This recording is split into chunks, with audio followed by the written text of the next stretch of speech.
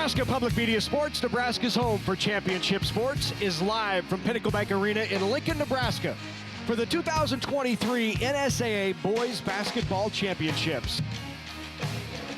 And kicking off our afternoon session, we are in Class C2. It's the Amherst Broncos taking on the Freeman Falcons.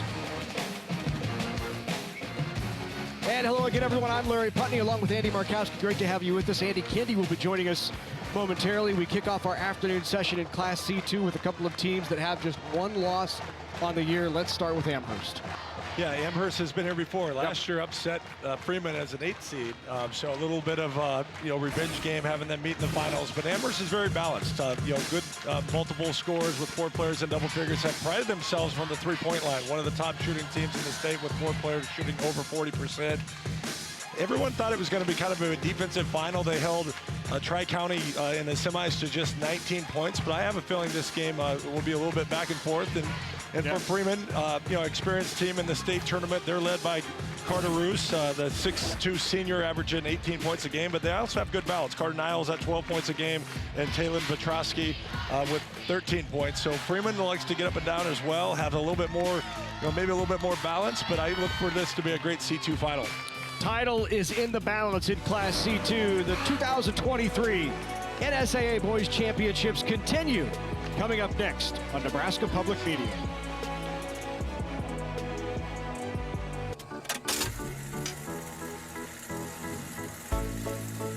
The way we use electricity has changed a lot over the years.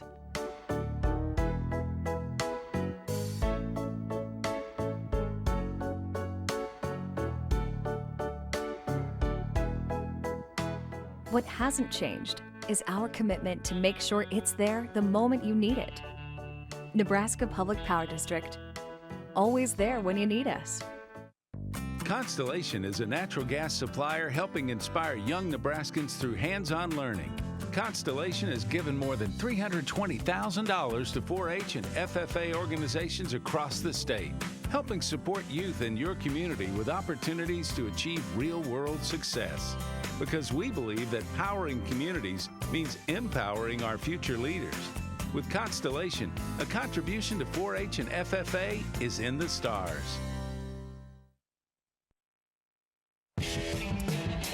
Welcome back to Lincoln, Nebraska. It's Championship Saturday, and we begin the evening session with the Class C2 final. It's Freeman and Amherst. Hello again, everybody. I'm Andy Kendi. We got a good slate of games for you tonight. 1 versus 2 in C2, 1 versus 2 in Class A, and 1 versus 3 in Class D2. But up first is Class C2. The Freeman Falcons come in as the top seed. They're 28-1. They're looking for their first title since 2010. As for the Amherst Broncos, they come in 26-1, the number 2 seed in the bracket. It's their 11th trip to the state tournament, but just their 3rd trip to the championship game. Their last since 1987, and the Amherst Broncos are looking for their very first state championship game. State championship title, I should say. It's the Freeman Falcons and the Amherst Broncos in the first of 3 state title games tonight here at Pinnacle Bank Arena. And to get this party started, let's send it over to Heath Kramer.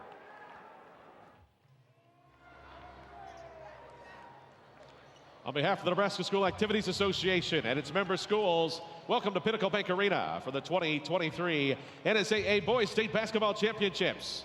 The NSAA is proud to recognize its premier corporate partners, Farmers Mutual of Nebraska, the Nebraska Chiropractic Physicians Association, and Nebraska Orthopedic Center. Ladies and gentlemen, if you are able, please rise and remove your hats to honor America with the singing of our national anthem. Performing the anthem this afternoon is Dominique Newton from Seward High School. Oh, say, can you see by the dawn's early light what so proudly we hailed at the twilight's last gleaming, whose broad stripes and bright stars through the perilous fight o'er the ramparts we watched were so gallantly streaming.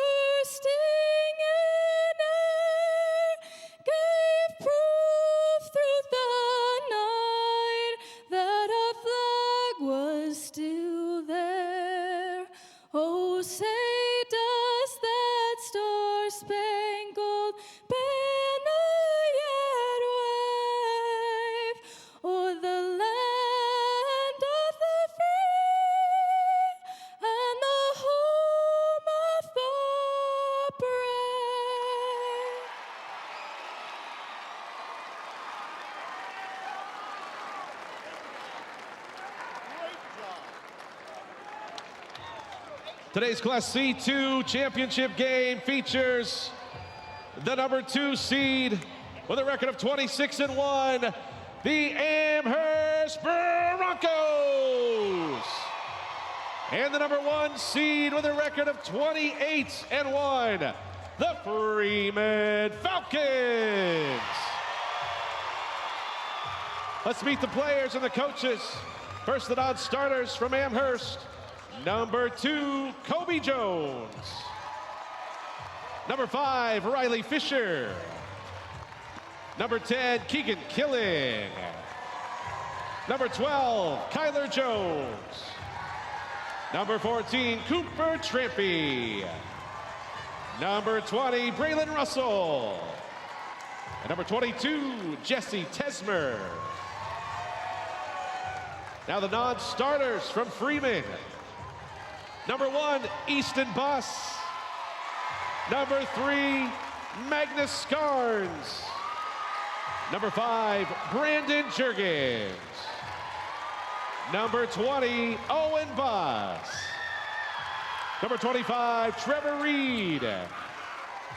Number 31, Colby Mahler. Number 33, True Jurgens. Number 41, Eli Delhay. And number 51, Kellen Anderson. Now the starting lineup for the Amherst Broncos. A 5'10" junior, number 1, Austin Adelong. A 6' senior, number 3, Nolan Elo. A 6'3" junior, number 11, Carter Riesland. A 6'2" senior, number 21, Scout Simmons. And a 6'3" junior, number 23, Tage Hadwiger. The head coach for the Broncos is Eric Rippon. He's assisted by Les Adelong, Jalen Heiser, and Nathan Lowther. Now the starters for the Freeman Falcons. A 6'3" senior, number 2, Taylor Petrovsky. A 5'9" sophomore, number 10, Hudson Petrovsky. A 6'2" junior, number 14, Hayden Jennings. A 6'4" senior, number 22, Carter Niles. And a 6'2" senior, number 32, Carter Roos. Jim McLaughlin is the head coach for the Falcons. He's assisted by Bob Bargan, Lucas Laughlin, and Ryan Busboom. Today's officials are Kevin Marr, Chris Kaborik, and Jordan Keeney. The bench official is Silvo Johnson. Ladies and gentlemen, let's play championship basketball!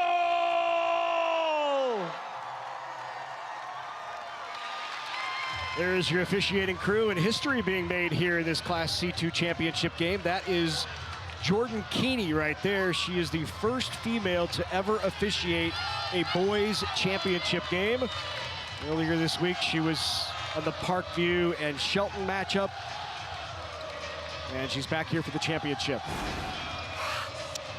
Well, here's a look at the two hometowns. Obviously, Amherst about 2 hours, 15 minutes, just kind of northwest of Kearney, Nebraska. Freeman just south of Lincoln, maybe on a 40-minute drive, 35-minute drive up from Adams to get here. Amherst knocked off Norfolk Catholic and Tri-County. Freeman wins over Gordon Rushville and Cedar Catholic.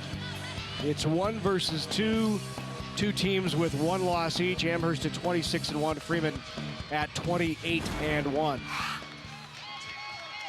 Not a lot of common opponents. You know, both did play Tri-County. Amherst was able to beat them in the semis, and Tri-County gave Freeman their only loss of the season. So controlled by the Falcons. Amherst is opening up in man-to-man defense. Hayden Jennings drives in off glass. Rebound pulled down by Carter Roos and then taken away from Roos. Freeman's going to open in man-to-man as well. Goes strong to the basket. Does Hadwiger, has it stripped away.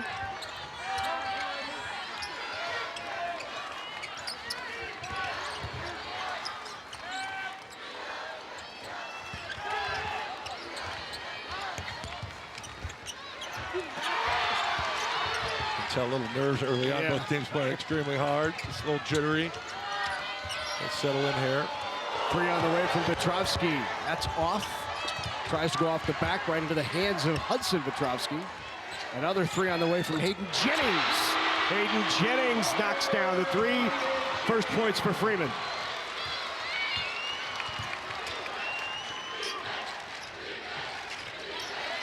Page Hadwiger with it. And out of bounds and a turnover on the Broncos.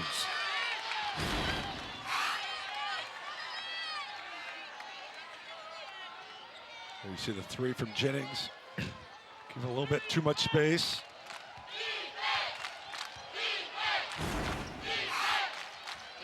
Petrovsky off the screen, drives in, and draws the foul. That will put Taylor Petrovsky, the 6'3" senior guard, at the line. Nice job using that high ball screen. Was able to get into the lane. Amherst is not a deep team, tend to play 6 players pretty regularly. Be important for them to stay out of foul trouble. First one good by Petrovsky, who averages 11 points a game. He had 15 points in the quarterfinals, 19 points in their semifinal win over Cedar Catholic. Still considering where he wants to play next year, either Morningside or Nebraska Wesleyan, 2 of his finalists. Freeman on top here early, 5-0.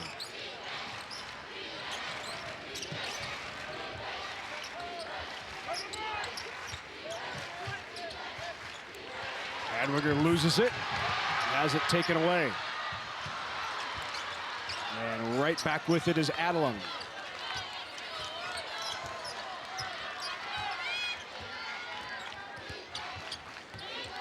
Two minutes gone, Broncos still looking for their first points. Yeah, Freeman's doing a nice job of just containing penetration, keeping everything in front of them, switching ball screens.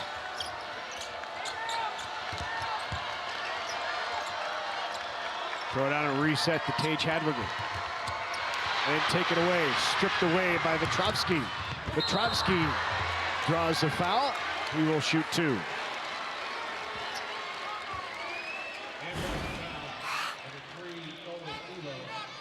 Petrovsky does a nice job of contesting that passing lane. You see the contact kind of across the arm and then the lower leg. Great start by Freeman.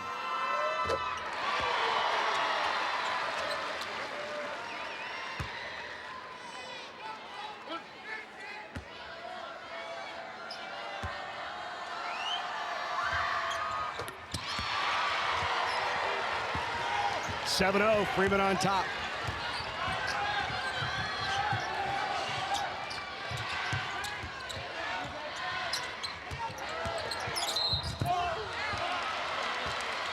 Blocking called on the Falcons. Jennings picks up his first.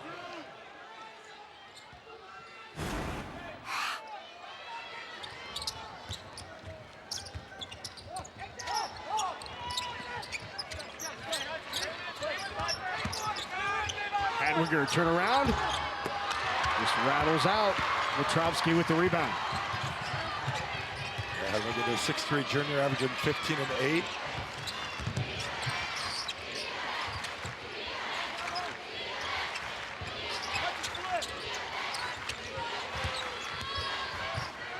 Good take off the glass and a nice bucket by Carter Niles.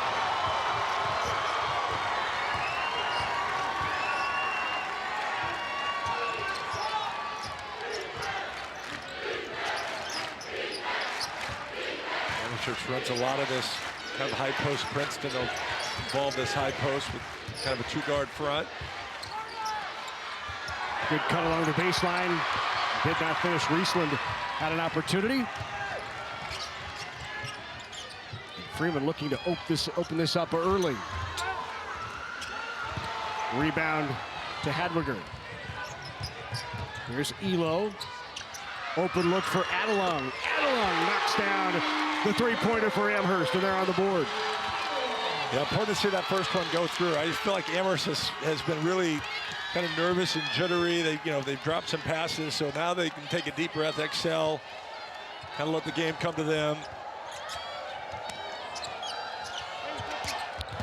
Roos drives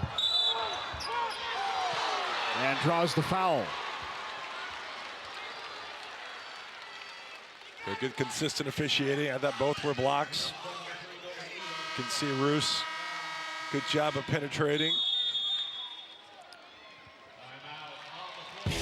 Midway through quarter number one, 9-3. Falcons with the lead.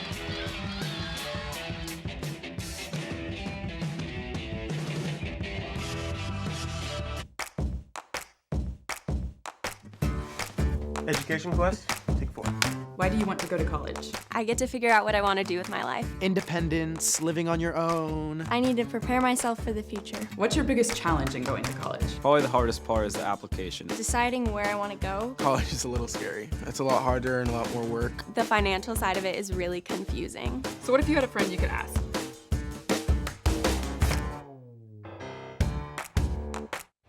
Mow, dig, haul, trench.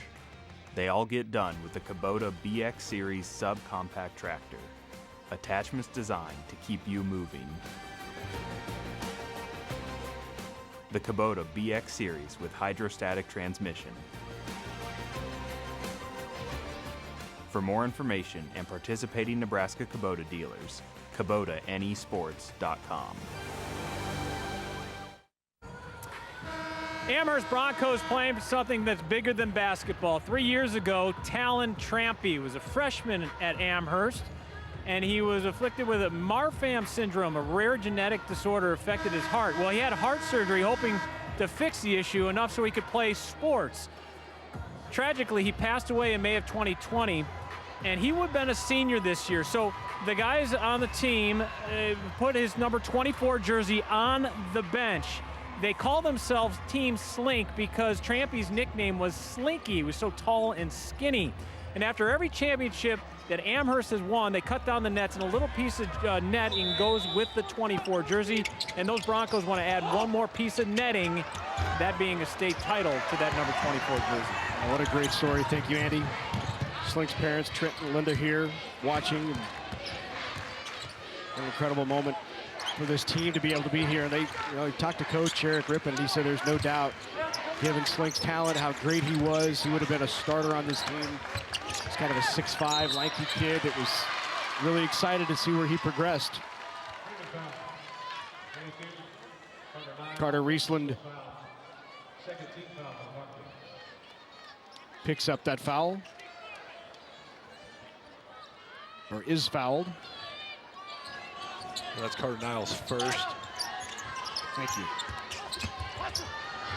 A floater in the lane for Austin Adelung. He's got all 5 points for Amherst here early. Yeah, 5'10" junior, averaging 10, halfway to his average. Good start so far in the first quarter.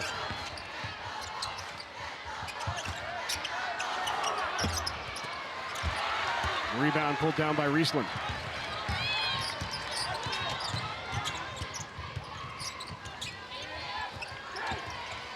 Cage drives in, doesn't get the roll. Pulled away by Vetrovsky, he'll push the pace. Shot on the way by Roos, and Roos is just off.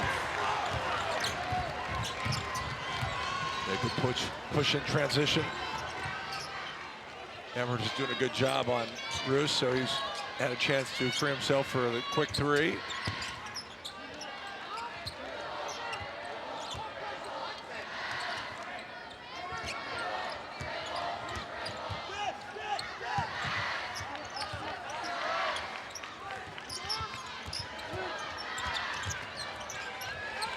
Simmons bounce pass inside. Riesland kicks it out. Open look here for Fisher. A rebound to Carter Roos. Taken right back away by Simmons. Simmons will shoot it.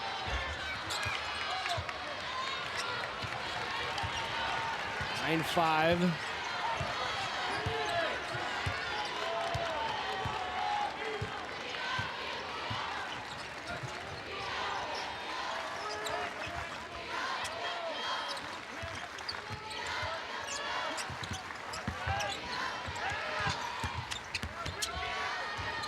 A runner in the lane. Nice shot, Carter Roos. His first two, averages 18 a game. A good possession. Ball got reversed a couple times. Got Roos able to drive to his strong right hand. And the tempo has been pretty good. The scoring hasn't really matched the tempo. Both teams are struggling from the floor a little bit. Another good look by Hadwiger, who just hasn't got one to fall yet. He's been right around. They just rattle out. Those are all good shots. Amherst is 2 of 9. Freeman is 3 of 10.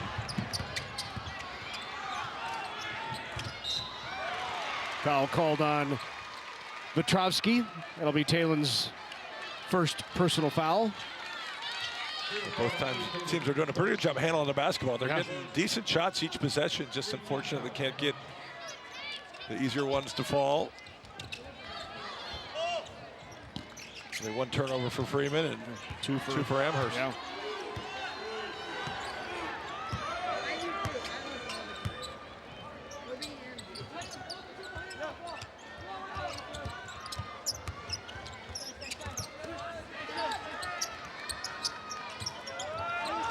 Here's Simmons, the jumper, off the back of the rim. Rebound to Roos. Freeman's going to hold for the last shot here. See what Coach McLaughlin runs.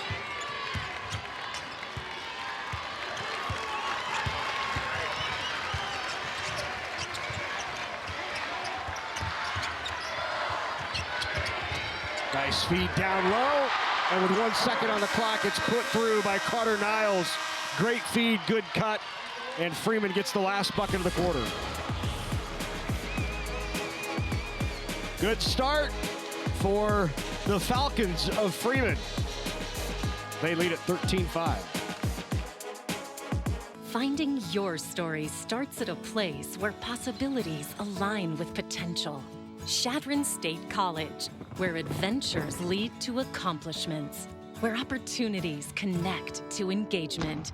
With a wide range of undergraduate and graduate programs, plus thousands of friends, CSC has everything you need to find your story. To get started and schedule your visit, csc.edu.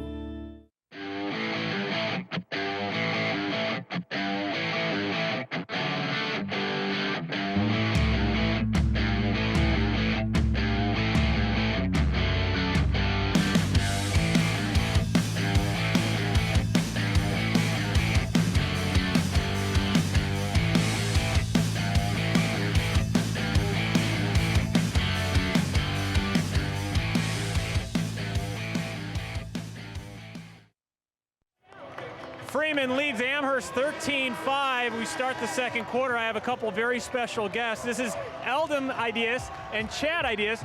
Eldon's the grandfather of Carter Roos. Chad, the uncle. Both fellas won state championships. Grandpa Eldon, let me ask you about your state championship in 1972 with Adams. What do you remember about that? The camaraderie. We were like this. And you played games in the Coliseum. How was that experience? It was like playing in a big barn. It was great. It was fantastic. And how about you, Chad? An experience, I know you played basketball beyond high school, but what are your memories of high school ball? Yeah, I think it's like Dad said. It's your teammates. It's the community coming out and supporting. It's a special time for these kids. They work their tails off. I mean, all these kids are in the gym at 7 o'clock in the morning. They're putting in the work. They're there until 8 o'clock at night. It's a special time for the community. They put a lot of work in to get to today. Fellas, thanks so much for your time. Enjoy the game. And there was your old teammate, Chad Ideas.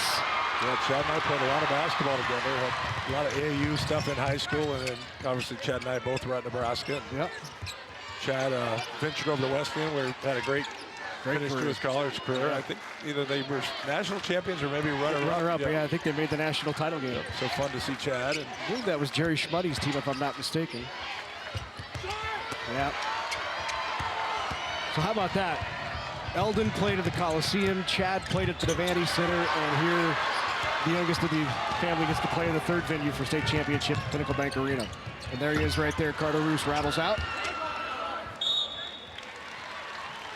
Carter is the nephew of Chad Ideas, so it's Chad's sister's son.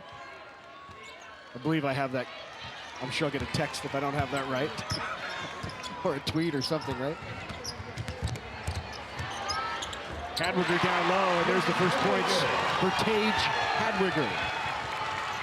Yeah, since the 09 start, Amherst has kind of settled in offensively.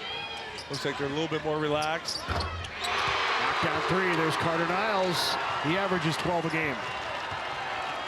You know, C2 is a class where, you know, they've had to play back to back to back, right? Thursday, Friday, Saturday. You know, it's just, I do think there's a, you know, a little bit of a fatigue factor where you kind of got to settle in. This is their first time here at PBA as well. They, at C2, they've played their first 2 rounds over at the Devaney Center. Move into a venue that's a little deeper at the ends. That certainly makes a difference as well. Yeah, it's just that, you know, maybe the sight lines, I don't know if there's as much to it. It's just being, you know, uncomfortable. It's you're new, you're just not, your body is not as relaxed, which I think that affects the shooting more than, you know, the visuals. It's, you know, certainly the backdrop can have an impact, but I think it's more just getting yourself settled down and getting comfortable, which allows you to then shoot shots with confidence.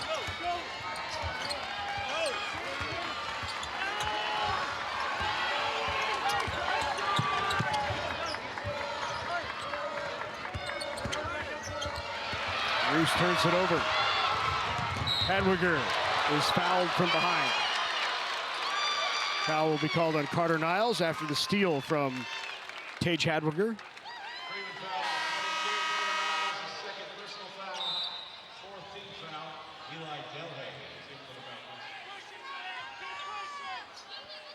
It's Niles' second foul.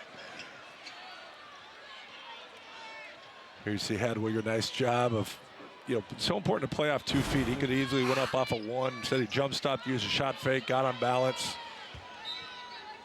Really nice job. And the turnover, it'll be Freeman's ball. Yeah, those are unfortunate miscues. Just not able to execute a inline out of bounds. Turn the basketball over. Both teams have done a good job of taking care of it. That's Amherst now 4th turnover.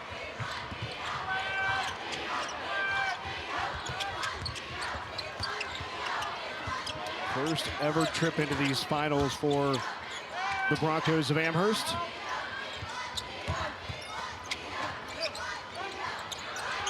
Three on the way. That's Jennings again, just off. Strong rebound. Petrovsky down low. Gets the basket. It's just a great athletic play by Talon. Averaging 6 rebounds a game. He saw his athleticism there, able to go up, make the play. And Petrovsky picks up his second foul. Here you see that athleticism. Petrovsky is going up, getting in traffic, kind of gathers. Able to get the basketball back up and in. You mentioned he averages 6 rebounds a game, already has 8. Yeah, he has really been active. You know, got to the free throw line 4 times. Already with an assist and a steal. Pretty productive stat line for a quarter and a half. Wow.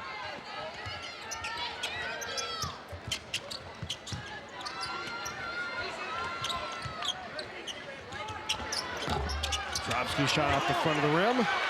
Rebound to Eli Delhay.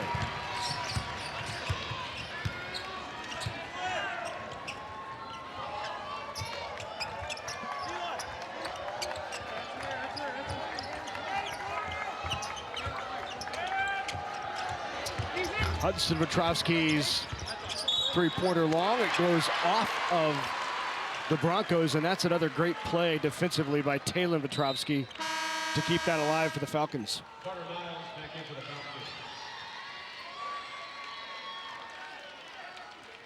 Yeah, neither team has substituted much. Coach McLaughlin's kind of going one about every 2 minutes. We'll get a sub from some different players.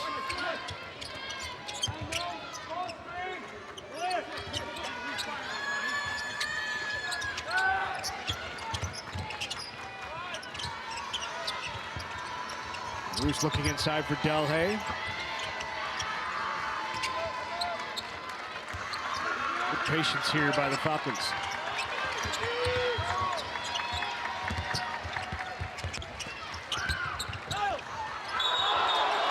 Travel called.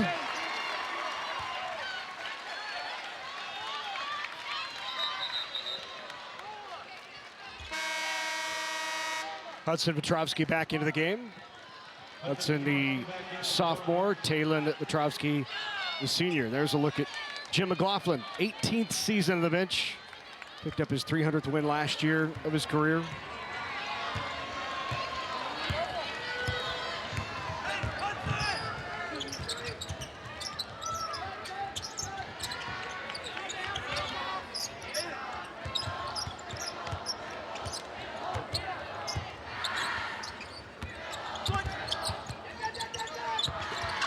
Pass. Good ball movement into the open. Adelung. Rebound to Elo. Back to Adelung again, who will fire it up. Block that time. And now out of the break. Tipped away, pulled back down by Niles. And then in.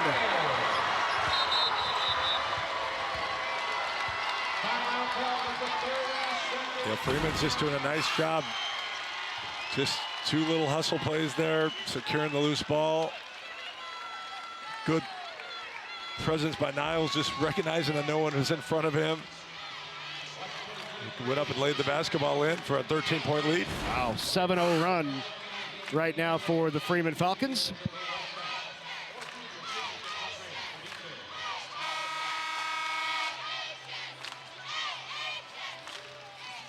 Plenty here from Adams. Again, just 35 minutes away. There's a look at the Freeman huddle. Jim McLaughlin, as he said, the head coach. His son, Moses, 7 years old, is on the bench. He's the one you saw everybody fist bumping out there before and during introductions. The oldest son of Jim McLaughlin. He actually just had a baby 4 months ago. There's a look at Moses. Jim McLaughlin had a daughter, Nixon, 4 months ago. He said right in the middle of basketball season, and his wife, Kinsey, he said she's done a bulk of the parenting. And he said what I mean by a bulk is all of it. Yeah, special place for coaches' spouses, certainly. Not a lot of extra time. The highs and lows of the season grind. There's been a few more highs for Freeman, being 28-1, but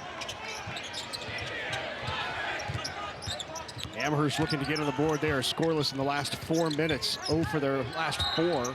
And they're drawing the foul is Scout Simmons. So Simmons will go to the line.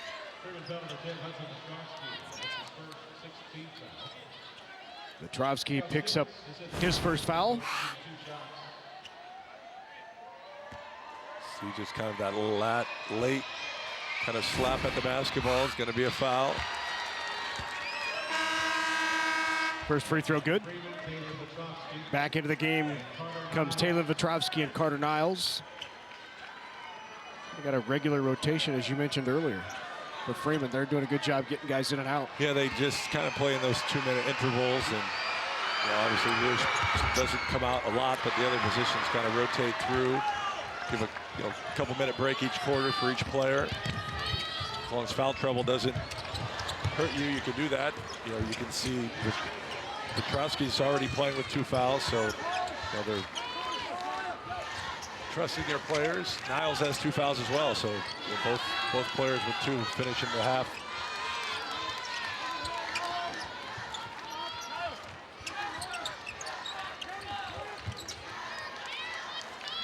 Freeman's been a little bit more efficient offensively. 7 of 20 from the floor, but 2 of 7 from the 3, 4 from the foul line.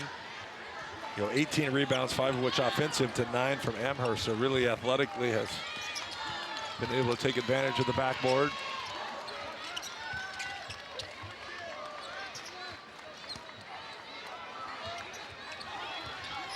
Certainly willing to shorten the game, especially with 2 players out there with 2 fouls. You can see that they're not in a hurry to have multiple possessions in the half here. I doubt they're going to hold for the whole half, but you know, you certainly are trying to protect your players and limiting possessions, a way to avoid them getting their 3rd foul.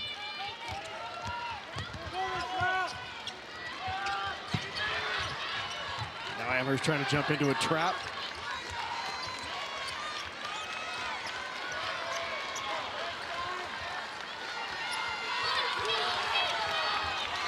Freeman did a really nice job at the end of the first quarter. They ran 40 seconds off the clock and then executed a little shuffle screen. Taken away by Elo.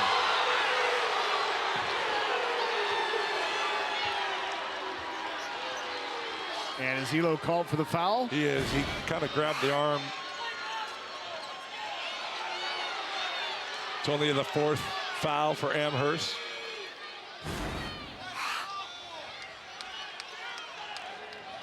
Third personal foul on Nolan Elo. Thought they're going to change it, make it 2. My fault. What did...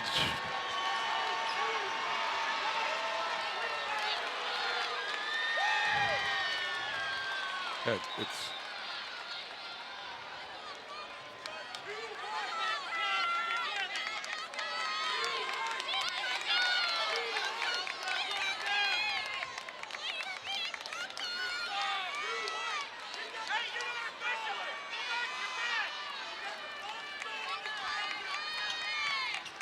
The officials talking it over here.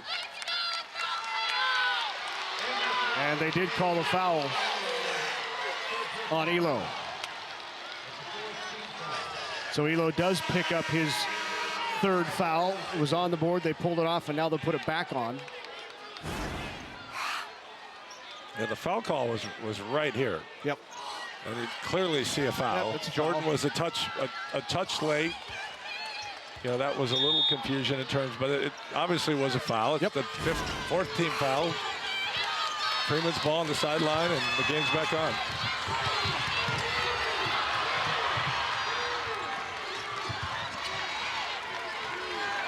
So under a minute to go.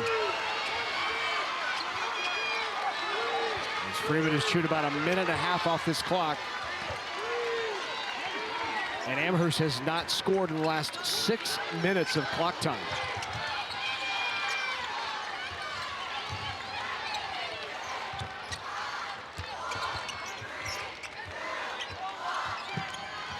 .30 to go, Roost with it. He's double teamed up top and gets it off to Petrovsky. Really extending that pressure now.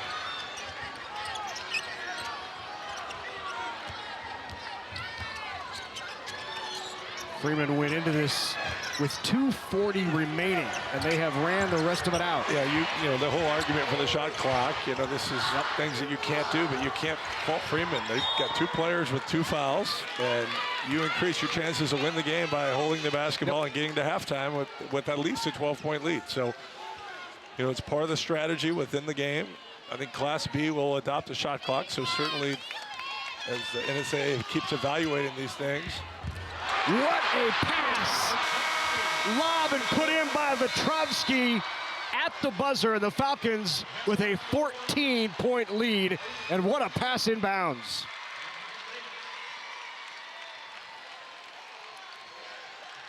Got 2 straight end of quarter executions to go in the halftime up 14.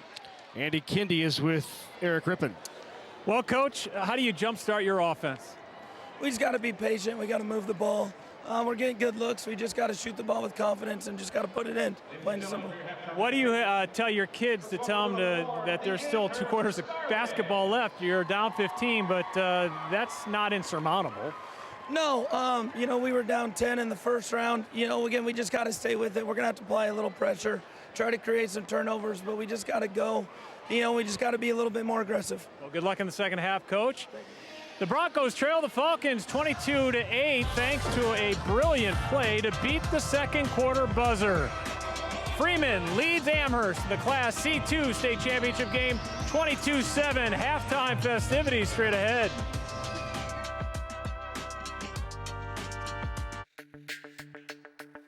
We're for agriculture, for growers, doers, whatever it takers. We're for doing things with purpose. We're for the little guy with big guy dreams. We're for agriculture. We're for you. Nutrien Ag Solutions.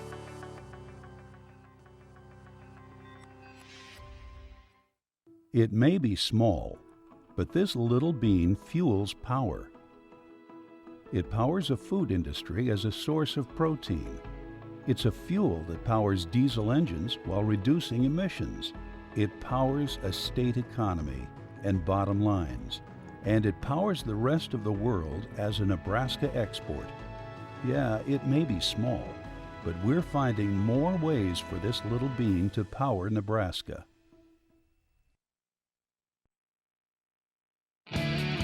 Coverage of the 2023 NSAA High School Basketball Championships on Nebraska Public Media is made possible in part by the Nebraska Soybean Board, Education Quest Foundation, Nebraska Public Power District, and Nebraska Kubota Dealers. A big thank you to all of our sponsors who help us bring you the best high school athletes from across the state. We could not do it without your support. Back here at halftime of the Class C2 game, Freeman on top of Amherst 22-8. An impressive first 16 minutes for the Falcons, holding Amherst to just 8 points, 5 in the first quarter and 3 in the second.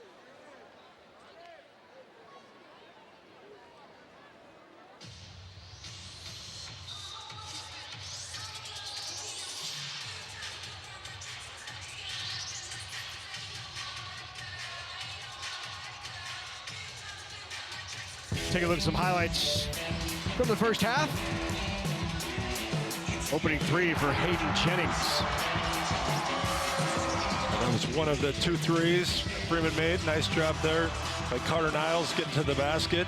Niles had 9 points in the first half. That was the first basket for Amherst, the three by Austin Adela. Amherst is 1 of 7 from the three.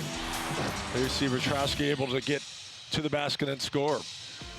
You know, you mentioned, Larry, just 8 points for Amherst, 3 of 16 from the floor. I thought the real difference was just some of the loose ball and rebounding stats, and the stats show that 18 rebounds for Freeman to only 9. Both teams are doing a nice job taking care of the basketball.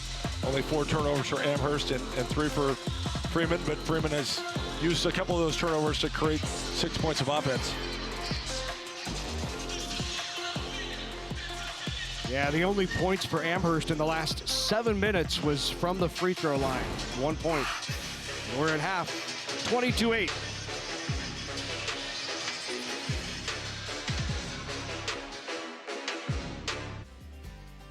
You interact with your fellow co-op members just naturally through the community, whether it be church or a basketball game. You know, we all got to live together, so we serve together too.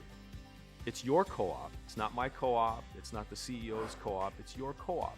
These are your assets that we own collectively together. So it's important to make sure that this thing stays resilient and is here for the next generation.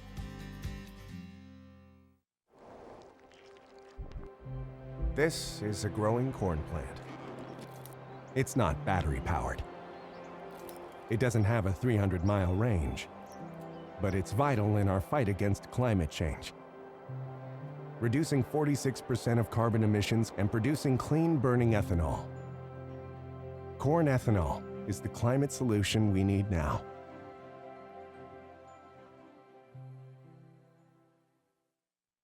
Opportunities. They're found here, and here, and here.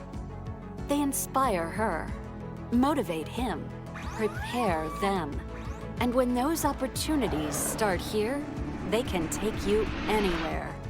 Wayne State College, where opportunities today prepare you to lead tomorrow. Explore WayneStateCollege.com.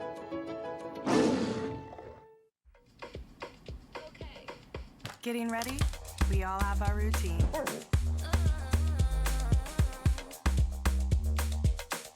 But of all the things you remember to bring with you, naloxone could be the most important. It can reverse an opioid overdose and save a life. If you or someone you know is at risk for opioid overdose, keep naloxone on you. For more information about naloxone, visit stopodne.com. Back here in the capital city, Freeman on top of Amherst 22-8. Time now for the special presentation of Believers and Achievers.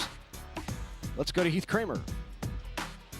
Ladies and gentlemen, we have a very special halftime presentation this afternoon. Believers and Achievers is a statewide program designed to give recognition to Nebraska's future leaders. We have 5 Nebraska high school seniors with us this afternoon who have demonstrated academic excellence and a commitment to good citizenship. For their involvement in school and community service projects, Currency and the Nebraska School Activities Association would like to honor these Believers and Achievers. Presenting the Believers and Achievers Awards are Currency Representative Mitch Hellman, NSAA Executive Director Jay Beller, and NSAA Board of Directors Chair Robert Drews of Arapahoe. This afternoon's first honoree is Grace Johnson of Bancroft Rosalie High School. Grace is a 4.0 student who participates in volleyball, play production, and speech. An NCPA Academic All-State Award selection, and a Nebraska State College's Multi-Activity Student Award recipient. Grace is a member of the NSAA Student Advisory Committee. She's a member of the National Honor Society and Quiz Bowl, and is president of the Student Council and Skills USA at Bancroft Rosalie. Ladies and gentlemen, Grace Johnson. Next is Ian Kuhar of Bloomfield High School. Ian participates in football, play production, basketball, speech, music, and track, while maintaining a 4.0 GPA. He was a member of the 2019, 2020, 2021, and 2022 Class D2 state football playoff qualifying teams. Ian is an NCPA Academic All-State Award selection who is president of the National Honor Society at Bloomfield. He is also a member of the Student Council and Quiz Bowl. Ladies and gentlemen, Ian Kuhar.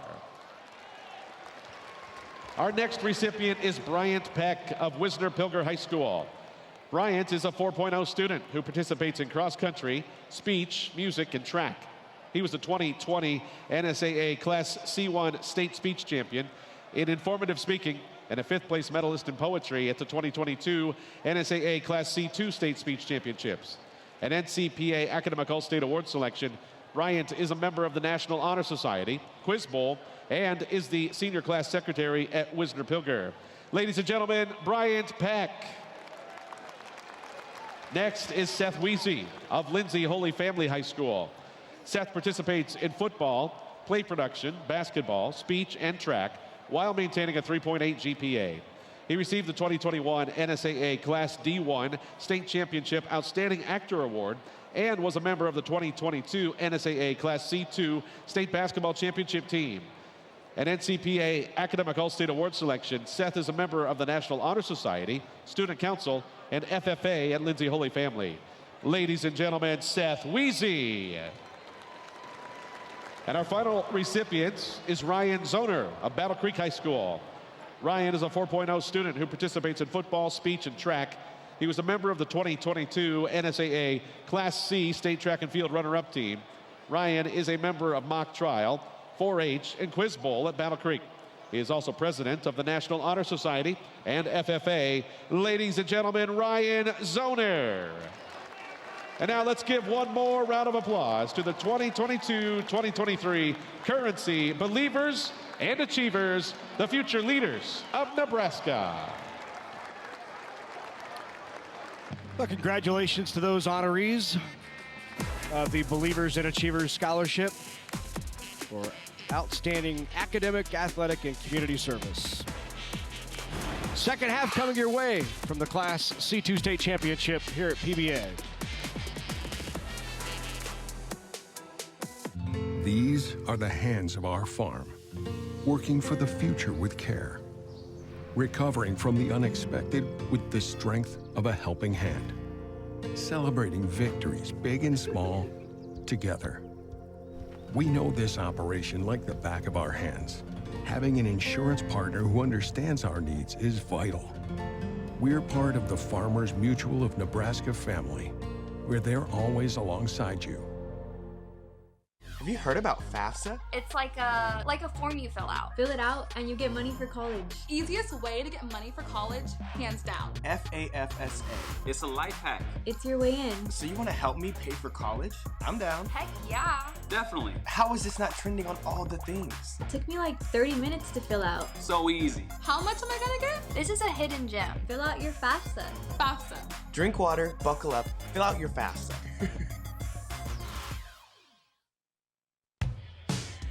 Coverage of the 2023 NSAA High School Basketball Championships on Nebraska Public Media is made possible in part by the Nebraska Corn Board, Aurora Cooperative, and Constellation Energy. A big thank you to all of our sponsors who help us bring you the best high school athletes from across the state.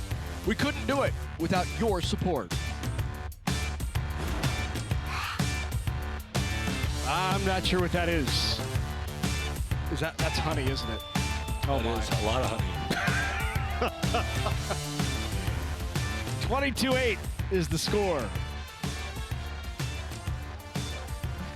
Oh, we're sharing it. That's awesome.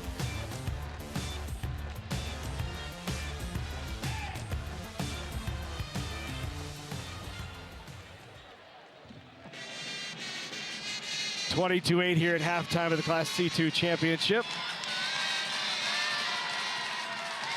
Teams now coming out after halftime.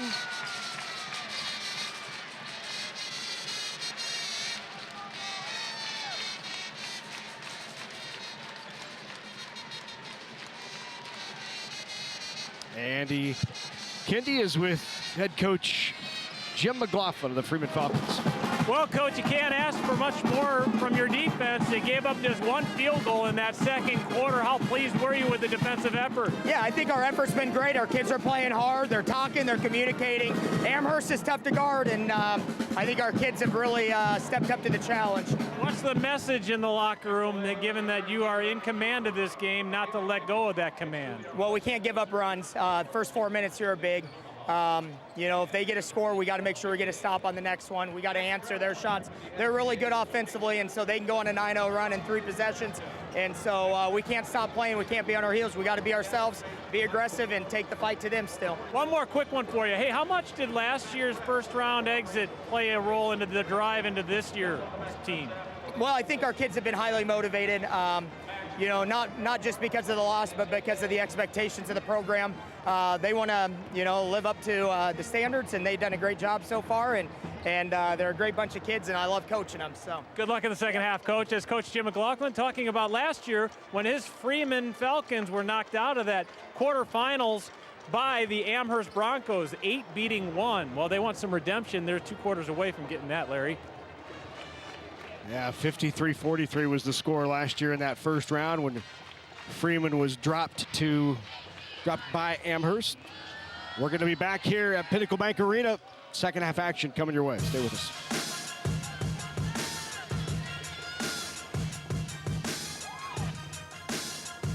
I'm Kay McKenzie from Beatrice, and I watch, listen, and support Nebraska Public Media. I'm a history buff, so I never miss Finding Your Roots with Henry Louis Gates Jr. and Antiques Roadshow. They're a great way to learn about history and cultures from around the world. You never know what you might learn at a program. So join me and become a member at nebraskapublicmedia.org, and thank you. There's a place in the middle of America where we stand up and stand out, bringing light that illuminates the best ideas and brings change. Understanding the heart of learning comes from the heartland. Nebraska Public Media is yours, a space and community for everyone. We tell stories and amplify voices so that all can be heard, all from a place that we call home. This is Nebraska Public Media.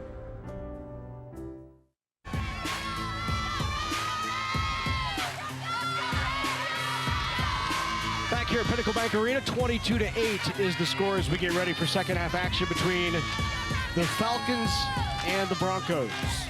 Amherst first, looking for their first state championship ever. This is their third ever trip into the state finals. Way back in 1960 was the first, 1987 the last time. It's been 36 years since Amherst has been in a final. Find themselves down here at halftime, and Freeman looking for its first state championship since 2010. Amherst is going to stay in their man-to-man defense. Coach Rippon mentioned maybe going with a little bit more pressure, trying to generate some offense from their defense. Taking away the steal by Tage Hadwiger. A great start. Get that first stop. Good crossover by Hadwiger, gets his own rebound, goes back up strong. Can't get it, tipped around, and the rebound into the hands of Jennings. Boy, they have had so many opportunities close and just haven't been able to convert. Goes off of the Broncos. It will stay with Freeman. I think part of that is Freeman's physicality, just around the rim. Kind of wall up, make people score over you. There you see that deflection off Amherst out of bounds.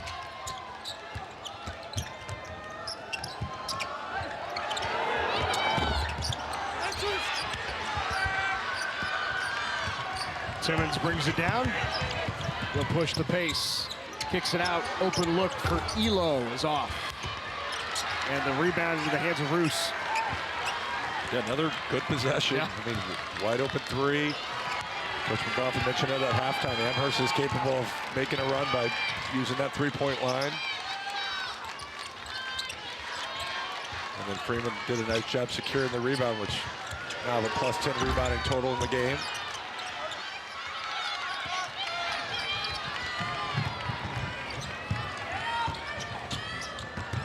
Hadwiger drives in and finishes. Tage Hadwiger. So really three good aggressive offensive possessions to start the half for Amherst. You can see they're trying to put a little bit more tempo, pushing the pace. Hadwiger calls for it right back, kicks it outside, three on the way, just off, and then the foul down low. You're just going to call over the back there. Here you see Hadwiger's last possession. Good job of using your body here. You can see him get his shoulders through. Bruce was never really in good guarding position. There's the full court pressure that we thought Amherst might come to. Freeman does a nice job of breaking the press into their half-court offense. Jennings' three is off. Hadwiger again with the rebound.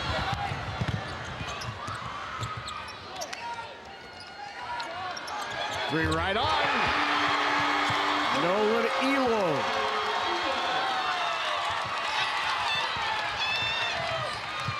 Yeah, another really aggressive possession for Amherst.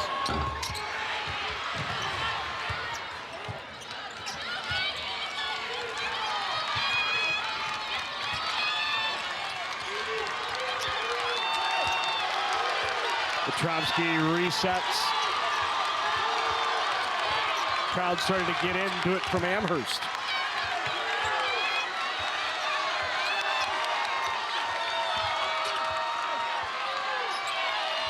Three on the way, there's Jennings again, and got it.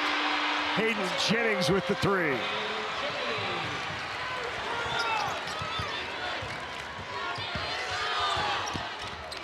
Kicks it out, open look. Just off, rebound to Hadwiger. Well, Hadwiger's been much more active on the boards here in the second half. 3 rebounds already for Hadwiger in the second.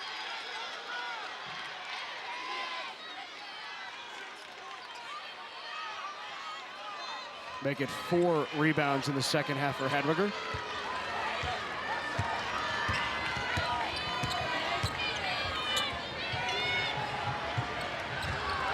Good pass down low. And the finish by Carter Niles. You do get a much more sense of urgency here in the second half from Amherst. Pressing the pace a little bit, playing a little more loose.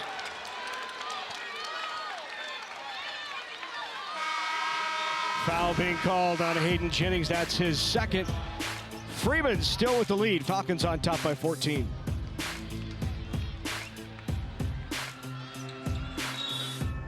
It's thanks to you that we're where we are today. We're proud to watch these communities grow because they're our communities too. Our neighbors, our friends.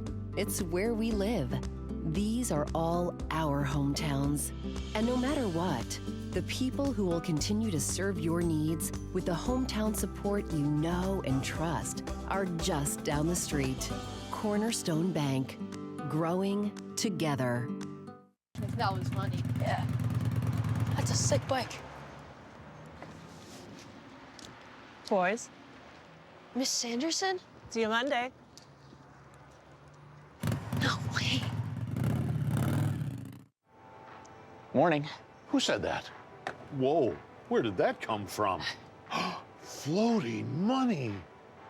Funny. Good luck out there.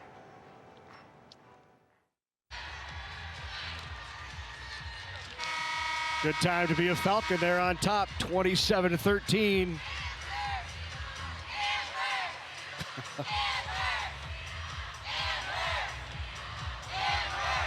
You see the guy in the great jacket there, Andy? That's Bob Bargan. Retired for 14 years, came back to help Freeman. I think Coach Bargan had been around the sport for so long. Of course, he was a head basketball coach at Morningside for a while, was an assistant for a long time at Nebraska Wesleyan, retired for 14 years, and about 6 years ago he came back to help the Falcons and been on the bench and loved the jacket.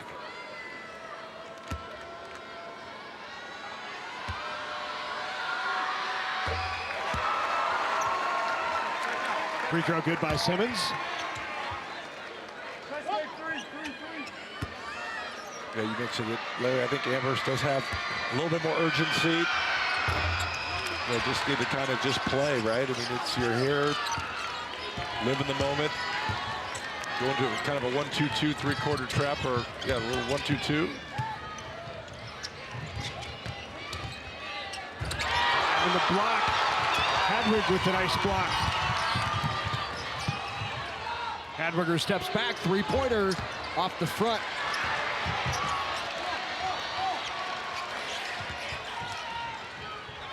This pressure has kind of sped up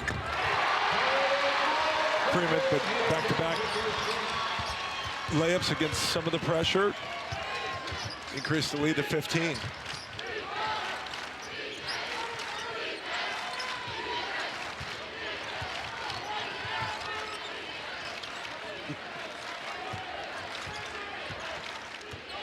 .325 here in this third period. Hadwiger. Nice move, Hadwiger. Little jump stop off the backboard.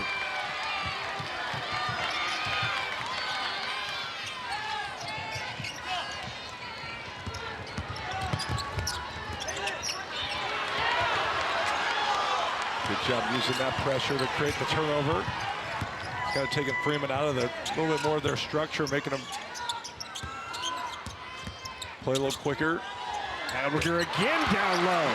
Well, he has stepped up here in this second half. And that's 8 now for Hadwiger. 6 of those coming in the second half, along with 5 rebounds and another turnover.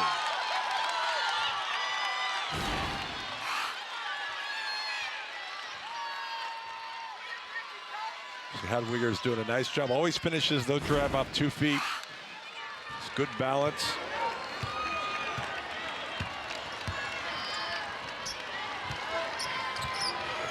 See if Amherst can keep their momentum going on offense. Look at Hadwiger. Great move. Yeah, they've certainly had a lot of shots. Probably through the season, they've made more of those than they've missed.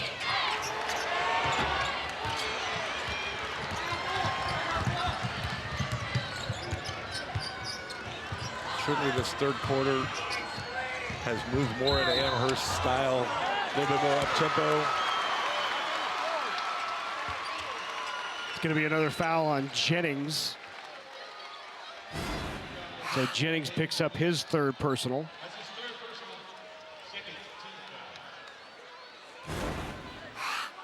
Not in legal guarding position. It's going to be a block call.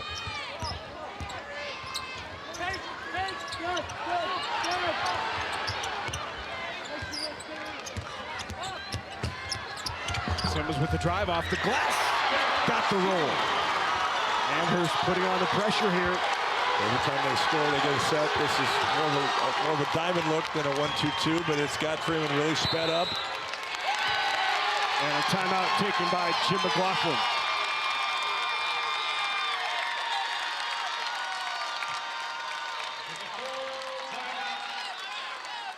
With the timeout, we'll take one as well. Let's take a look back at last year's C2 title game.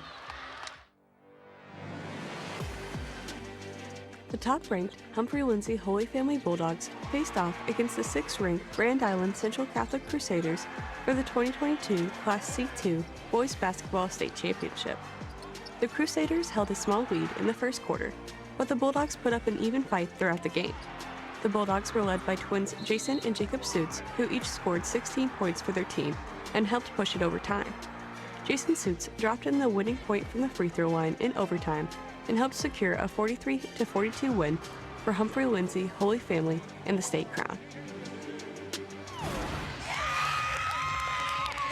We'll have a new champ in Class C2. It'll be either the Freeman Falcons or the Amherst Broncos. Broncos in the middle of a 6-0 run. The Honey's working.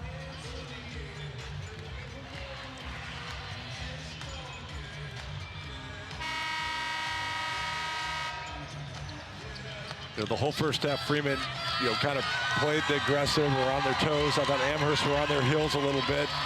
Just couldn't really get the shots to fall, didn't have a lot of energy. That momentum has flipped. Amherst has been the more aggressive team the back half of this quarter. Freeman has been on their heels.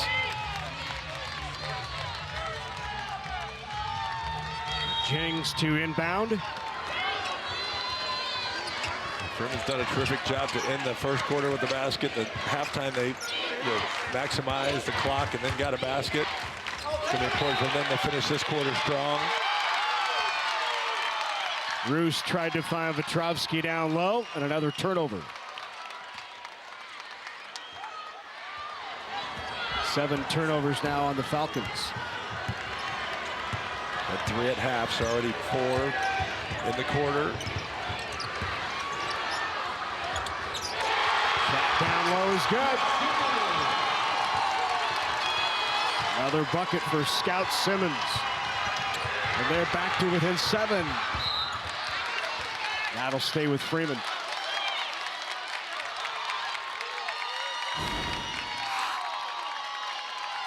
Here's that drive by Simmons. Simmons has a little bit of size advantage over Jennings, was able to kind of get him to the block, just raise up over the top and bank it in. Feed down low, Roos. Here comes the Broncos, trying to cut it to 5. And they turn it over. And then a tied up ball, and it's going to stay with Amherst. The great hustle. State championship on the line.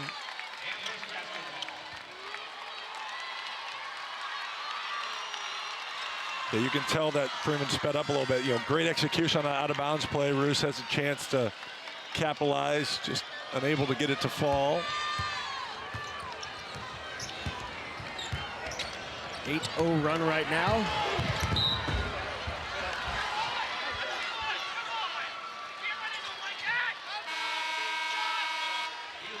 What once was a 15-point lead for Freeman is now at just 7. Opportunity here to cut it to 5.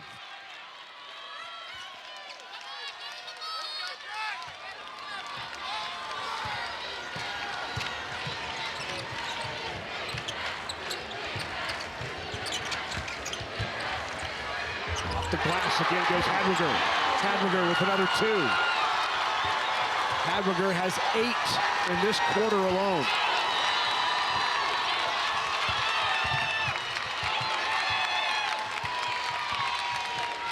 15 seconds to go in the quarter.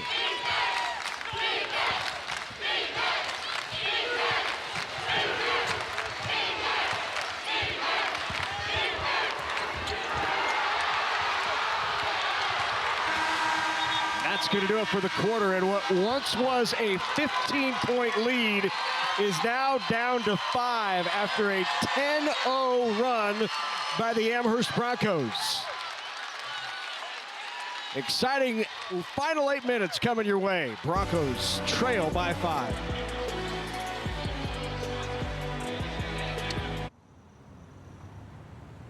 What if it looked the way it actually felt? What if you could see how much it really hurts? And all the ways it changes your life and follows you wherever you go. Get a ride. A DUI costs more than you think. Everyone deals with difficult times at some point in their lives. Some people may lose hope and turn to drugs or alcohol. You are not alone. The National Suicide Prevention Lifeline now has a new number, 988. 988 is the 911 for mental health emergencies. So if you or someone you know has a mental health crisis, just call, text, or chat 988 for free confidential support. There is hope. The Lifeline works. Just call 988.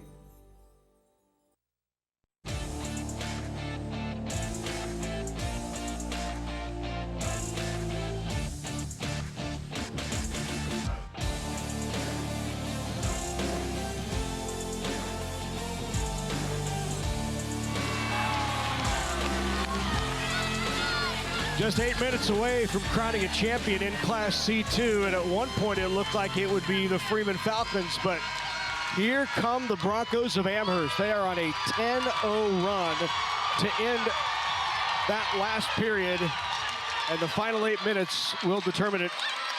Broncos down by 5.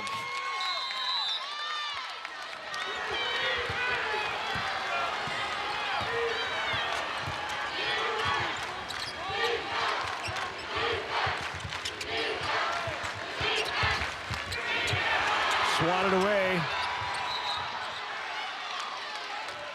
off of Hadwiger, who had his foot on the line when he touched the ball.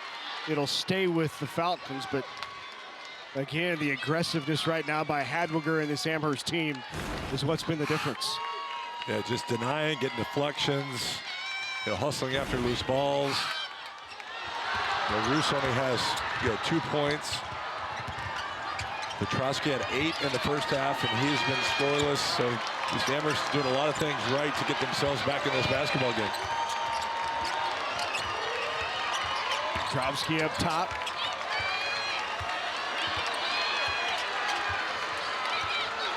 He's guarded by Elo, who has 3 fouls.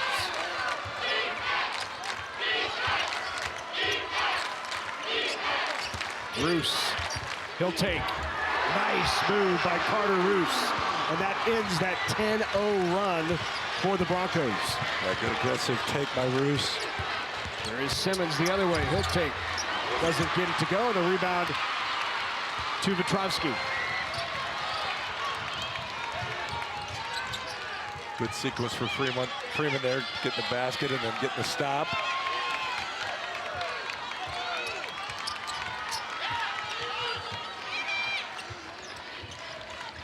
Amherst just needs to stay with this defense.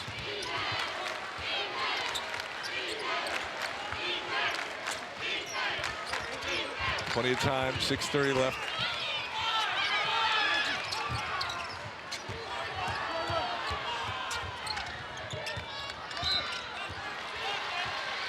Foul called on Adelung. That's Adelung's first.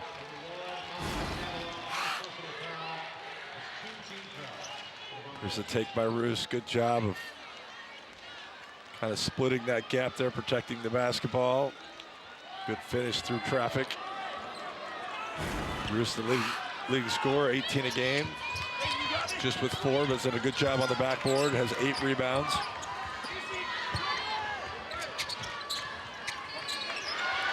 Open look, Petrovsky. Hudson Petrovsky off. And a travel. Same team, both with the hands on it.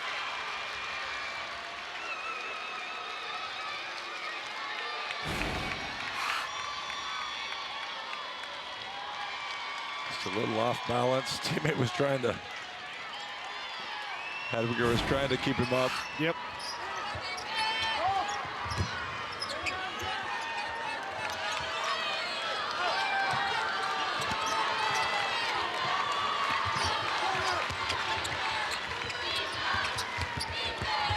Jennings with a nice pass. Petrovsky is fouled after getting his own rebound.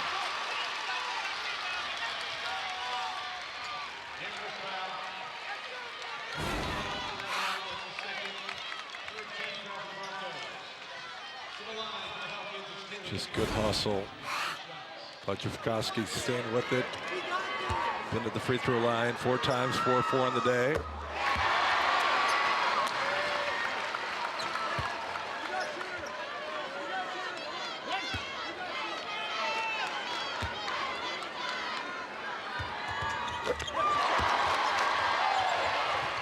Makes them both for his 10 points.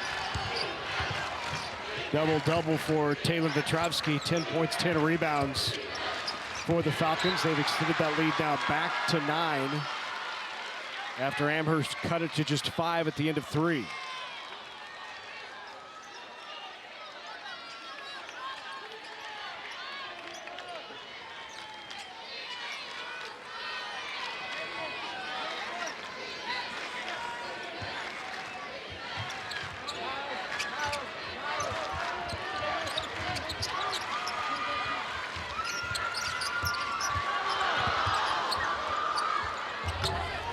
Strong move again by Hadwiger, but could not get it to fall. He's had several of those. Just kind of rattled in and out.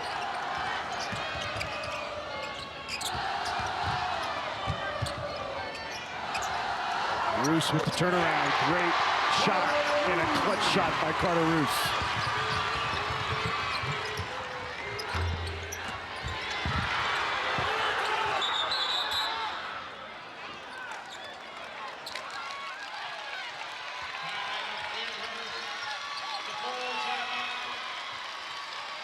Timeout of the floor taken by Amherst.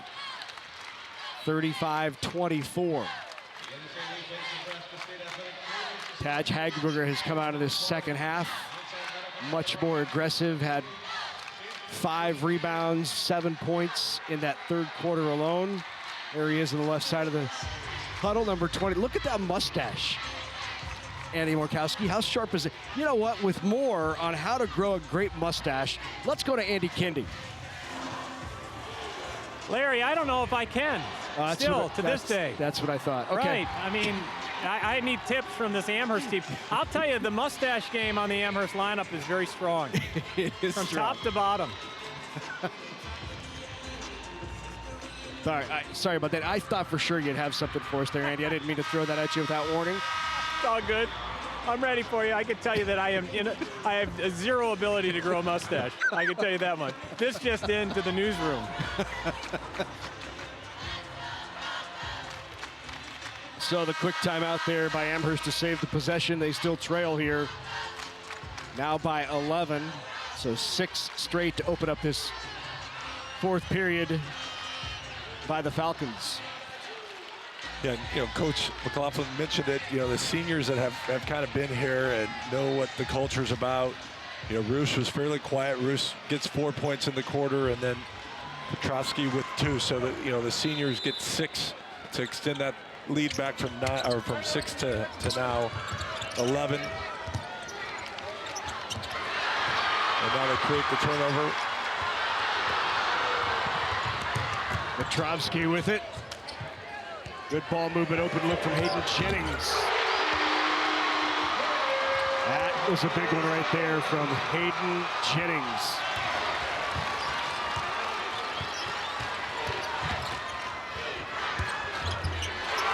Little spin there by Simmons. And that stops that run. 9-0 run that Freeman had.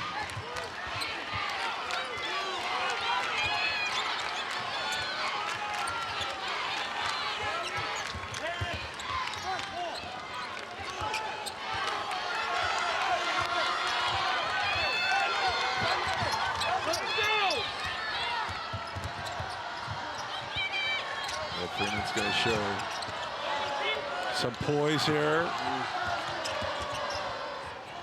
Open look again for Jennings. Back-to-back threes. Hayden Jennings.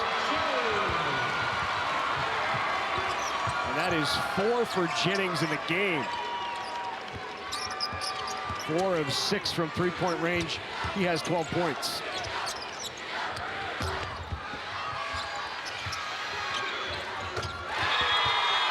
Dropping a 3 of his own. There's Nolan Elo. Elo with the 3. Second three-pointer for Elo. And a quick timeout taken by Eric Rippon.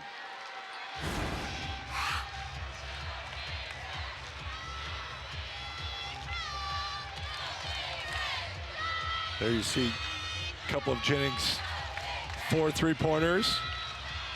Will penetrate. Nice job of finding space.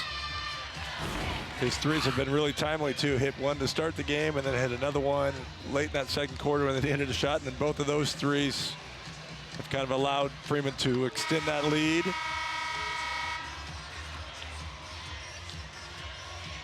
So it's going to be an uphill climb for the last 3:27 for the Broncos. They came from behind in the first round in a win over Norfolk Catholic. They won it in overtime, 57-49, but came from 10 down in that one. This is a bit more of a task with just 3:27 to go, 41-29.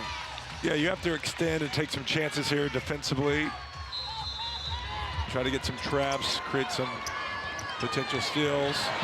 To Petrovsky. Foul before the shot. Petrovsky will go to the line. I think this is going to be a really good piece of officiating. That very easily could have been an intentional. I think they may be discussing that. There it is. I thought they were going to get away from it just because he kind of missed here. The intent was good.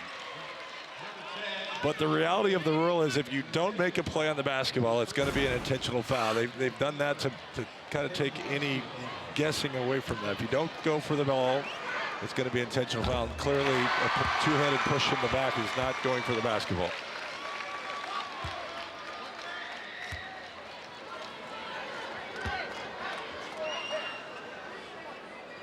So Petrovsky knocks both down, and they'll have the ball. And that lead now back to 14 points.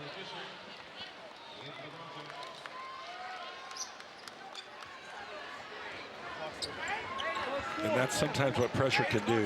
You find yourself down and you have to take chances. Amherst kind of got beat over the top of that press. Gave up. Foul called on Hadwiger. That's just going to be the 5th team foul. No free throws yet.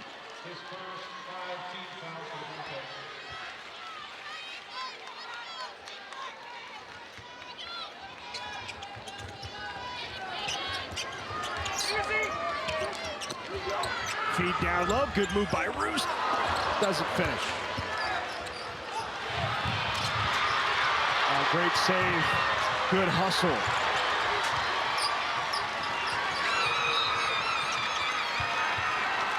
And the foul called on Keegan Killen.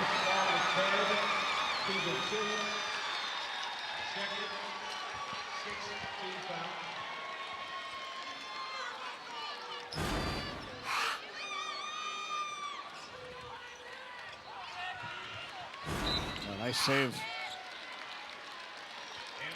It's going to be the 7th foul.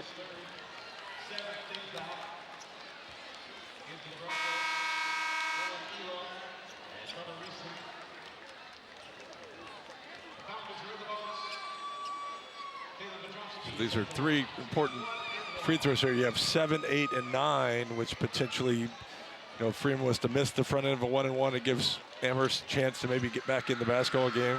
This will be the first free throw at the 7th mark. Now you pick up a possession. So if Amherst can find a basket here to cut into this 14-point deficit.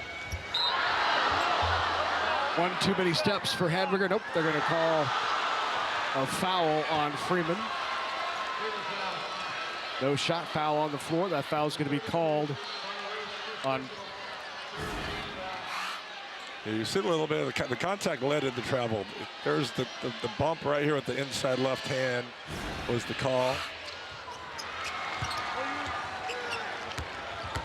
Amherst not able to capitalize, misses a 3. We're going to see another foul here if they can't get the trapper to steal.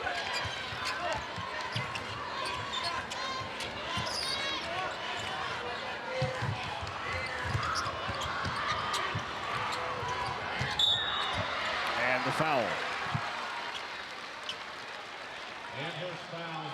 Second personal foul on Hadwiger. 18th foul, so here's a situation where you have another bonus.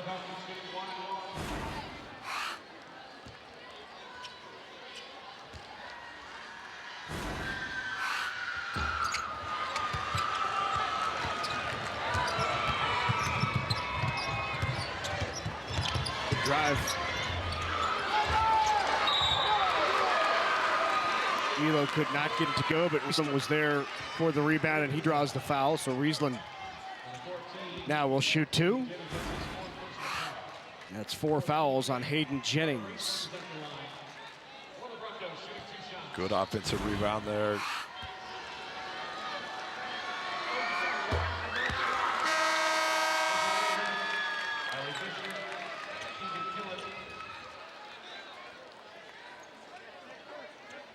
Riesland has 6 rebounds. It's his first point of the game. Both free throws good by Riesland.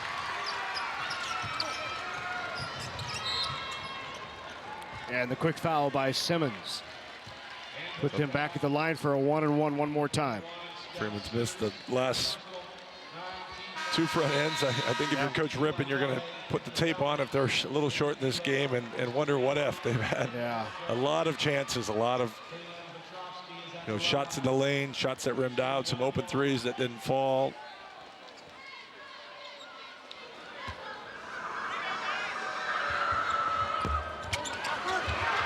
Long rebound. It's unfortunate missed block out there. And now you're in the double bonus. Now that it gets a little harder to try to extend the game when each time they go to the free throw line, they're going to get 2 attempts.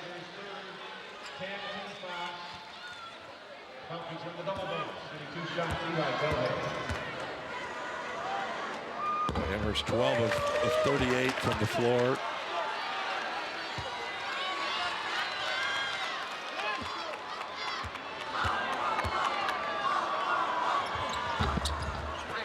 Both ends missed. Here is Elo. Hadwiger, long 3-pointer. And the foul. And that will put Eli Delhay at the line.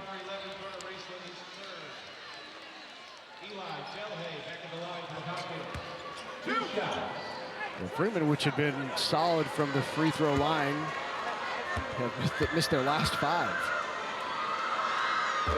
There it is, Delhay.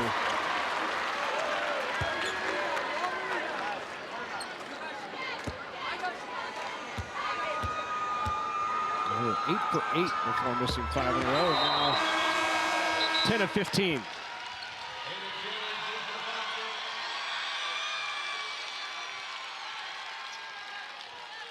Two minutes to go.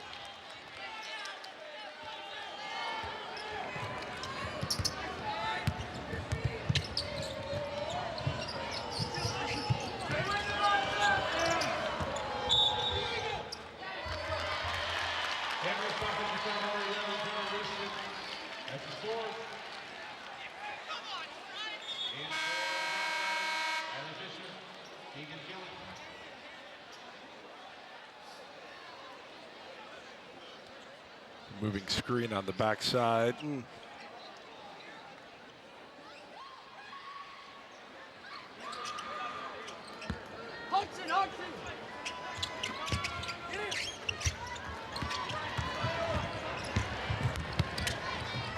Bruce brings it up.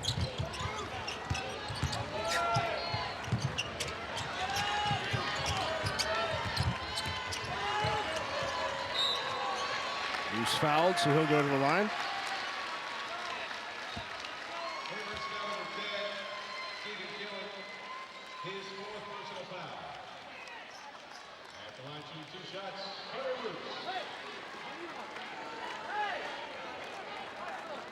Bruce with 6 points, 12 rebounds.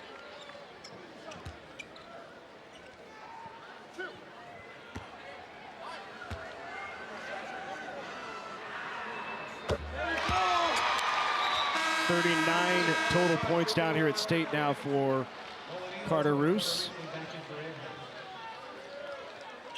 He will play basketball at Doane next year.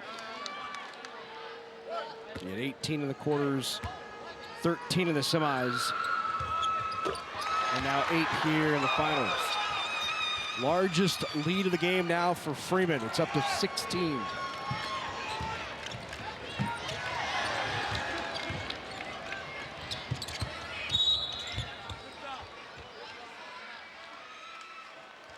This is going to be the 15th foul from Freeman. You know, really the start of that fourth quarter, I thought that Amherst really was the aggressor in that third quarter, had kind of turned the momentum, even though they were still trailing by 5 going into the fourth. I thought they had kind of got Freeman back on their heels a little bit, were the aggressor. And then Roos, you know, gets a drive and a basket. And then Taylor Ventrowski got an offensive rebound, got fouled, made both free throws, and then Roos was able to score again and took that 5-point lead back to 11. That was really, they since controlled the game and were able to kind of execute through this fourth quarter. Now build the lead up to 14.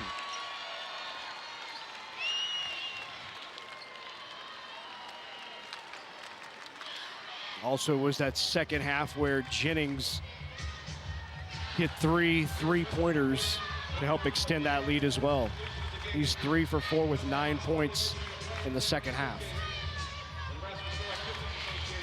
And of those, 2 for 2 in the fourth quarter.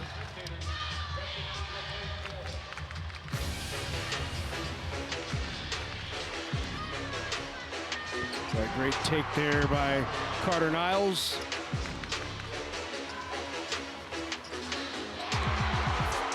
Niles with the open look there. Yeah, you mentioned Jennings, you know, getting 12 points. You know, Niles had 9 at the half. Yeah. Has 13 for the game. So just, you know, really a lot of balance. You know, Niles only averaged 12, has 13. And Jennings averaging 6. You know, has those 4 threes. So a lot of contributions from a lot of different players.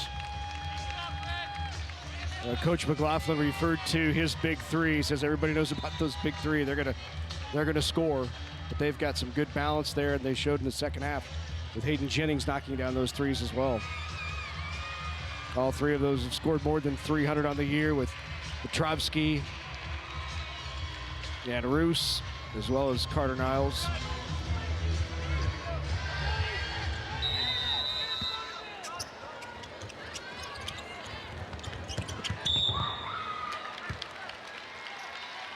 And they foul Roos, and that will put one of the better free throw shooters for Freeman at the line.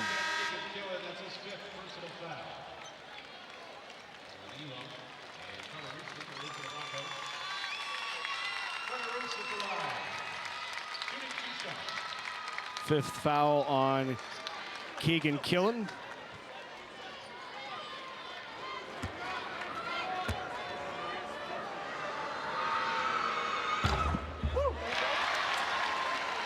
Shooters roll for Roos.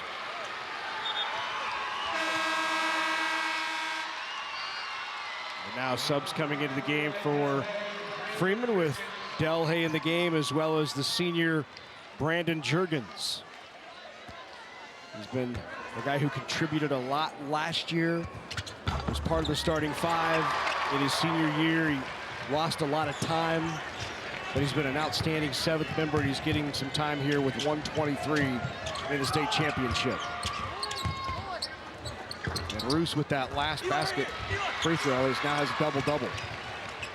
And another rebound there for Roos. That's 13 boards. And he's fouled again.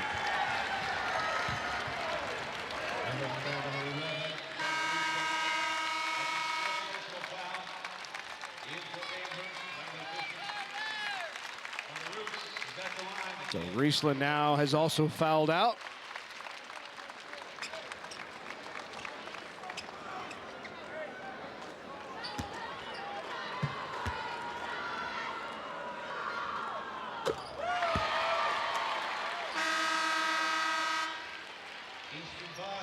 Carter Roos, perfect from the free throw line tonight. Into the games comes Easton Buss, just a freshman.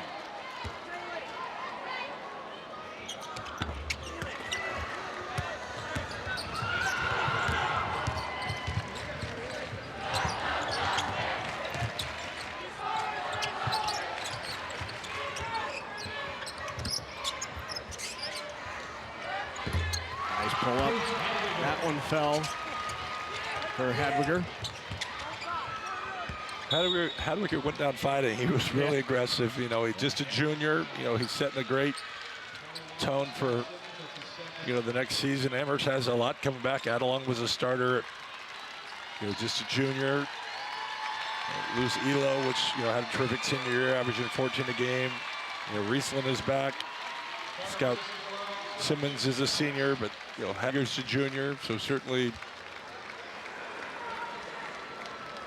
the runner-up finish is something to be proud of for those seniors, but juniors are going to have a little bit to motivate them going into next season.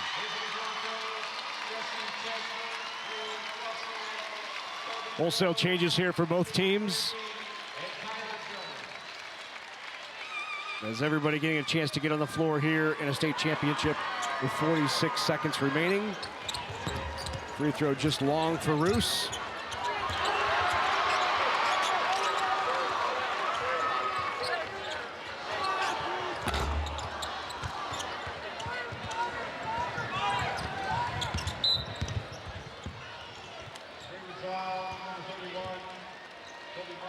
Mahler with the foul so that Roos can exit. Roos finishes with 12 points, 13 boards, and a double-double in a state championship. And Carter Roos will be a state champ.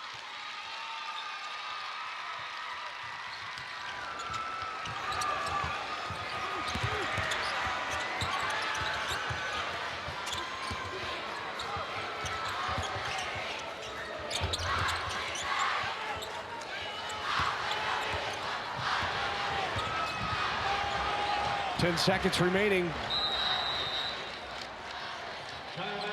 And a timeout to get some subs into the game.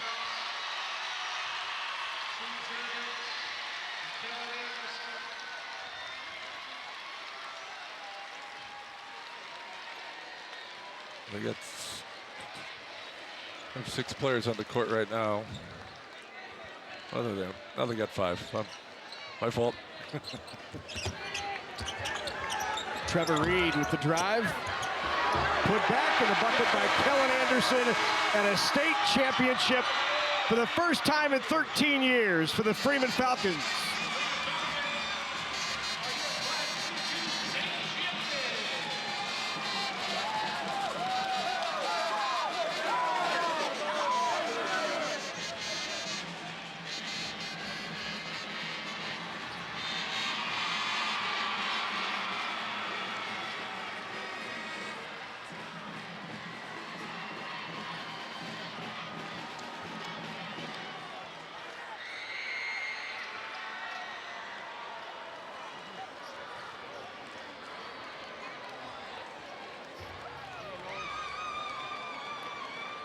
When we come back, we'll have medals and trophies for the Falcons and the Broncos. Stay with us.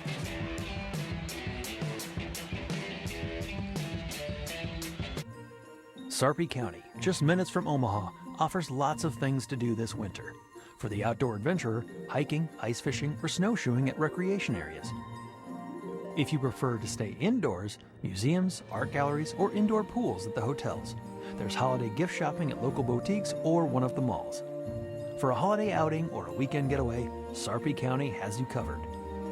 Go Sarpy.com to plan your next adventure.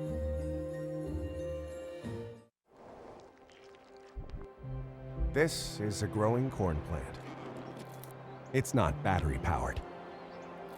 It doesn't have a 300-mile range, but it's vital in our fight against climate change. Reducing 46% of carbon emissions and producing clean-burning ethanol. Corn ethanol is the climate solution we need now.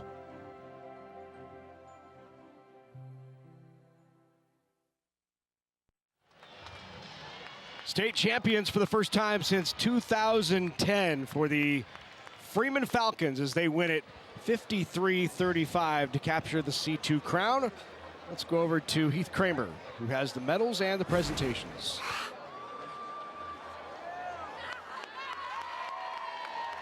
The Nebraska School Activities Association, the Nebraska Coaches Association, and the Nebraska Athletic Administrators Association are proud to support positive sportsmanship during the state championships and throughout the season.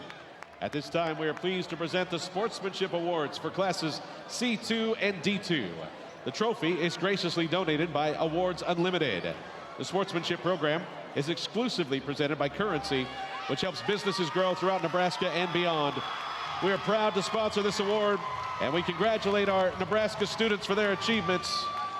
Making the presentation is NCAA President Russ Ninemeyer from Douglas County West, and representing Currency is Mitch Hellman. The Class D2 Sportsmanship Award winner is Shelton High School.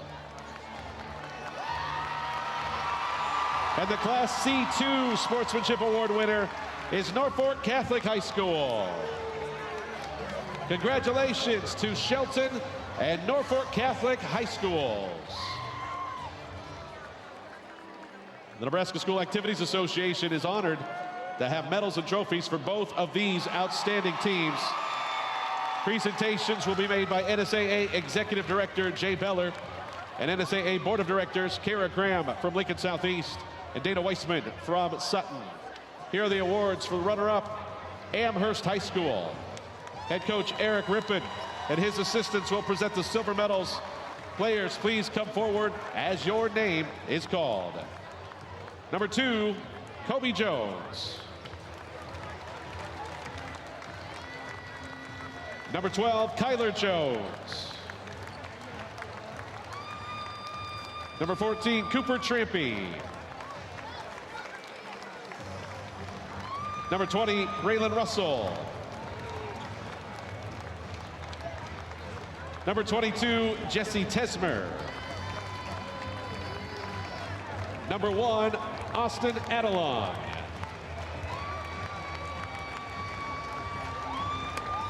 Number 11, Carter Riesland. Number 23, Tage Hadwiger.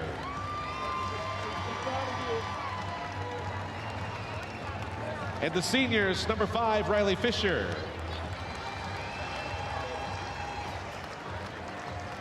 Number 10, Keegan Killen.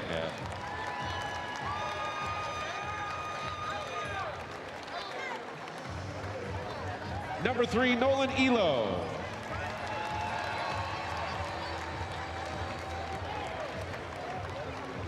And number 21, Scout Simmons.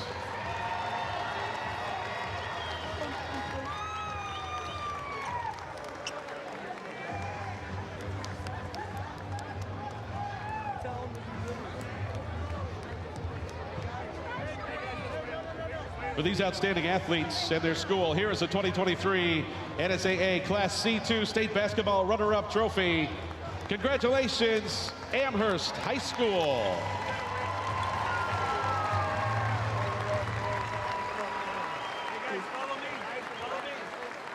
And now to the champions, Freeman High School.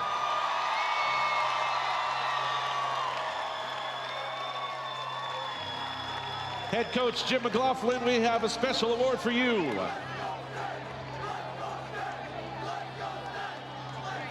Coach McLaughlin and his assistants will present the gold medals. Players, please come forward as your name is called. Number 1, Easton Buss.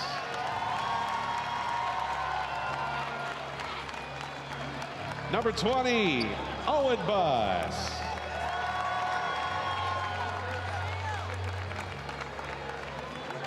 Number 25, Trevor Reed.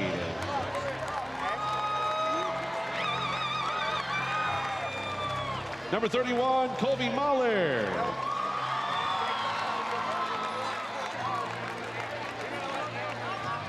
Number 33, Drew Jurgens.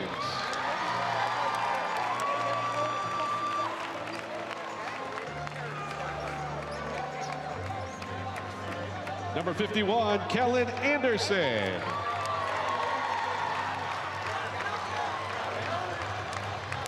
Number 10, Hudson Vetrovsky.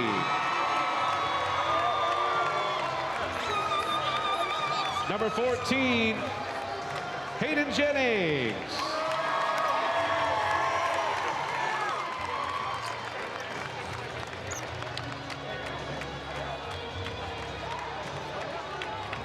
And to the seniors, number 3, Magnus Carnes.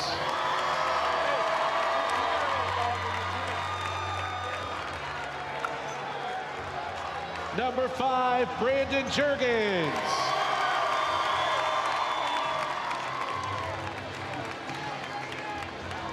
Number 41, Eli Delhay.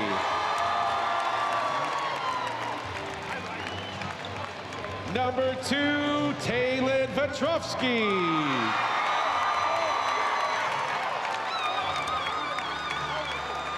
Number 22, Carter Niles. And number 32, Carter Roos.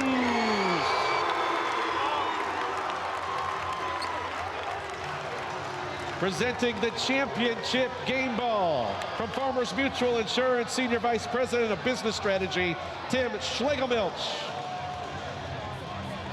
And now, for these outstanding athletes in their school, here's the 2023 NSAA Class C2 State Basketball Championship Trophy. Congratulations, Freeman High School.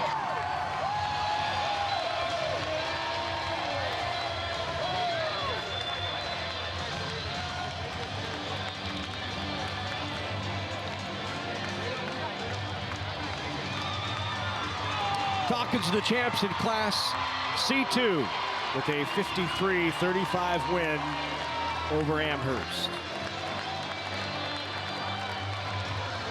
Andy Kendi is with Eric Rippon. Well, Coach, not the interview you want to do, I know, but I want to ask you first about how the third quarter ended and the fourth quarter started, the pivotal point of the game. You claw back and you get in a 10-0 run, you get within 5, and then that first part of the fourth quarter I thought was the tale. What did you see? Yeah, we told our kids at halftime we were just going to kind of have to try to pick up the pace. We put a press on, and we were just going to have to try to fly around, and I thought we really did a good job, and we had to win that quarter going into the fourth quarter, which we did. And then they just hit some big shots in the fourth quarter, and we missed some key shots that kind of could have kept it within 10, and, then we just got to start fouling, and that's just the way it goes. Yeah, great season, though. You had a handful of seniors. You're going to miss them, I know. What does this group mean to you? Very, very, very special group. Group that, I started my teaching career out with these guys as a fourth grade teacher. And so they'll always stay with me, but this group's been through a lot. We're down a player today. If he's here with us, there's no doubt about it, the outcome of this game and different things, but I'm proud of these guys. They shouldn't have to go through what they went through at the ages they were, and I tell them every day how proud of them I am. They're better people than what I am. They're going to do great things in life, and I can't thank them enough for everything that they did for this program. And we said we were going to get Slink to Lincoln. We said we were going to get him to a state championship, and they did that. It just didn't go our way today, but I know he's up there looking down on us. I'm super, super proud of this group. Well, heck of a run. First final appearance in 36 years for Amherst. They will be the runner-up in Class C2. We'll hear from Freeman, the champs, straight ahead.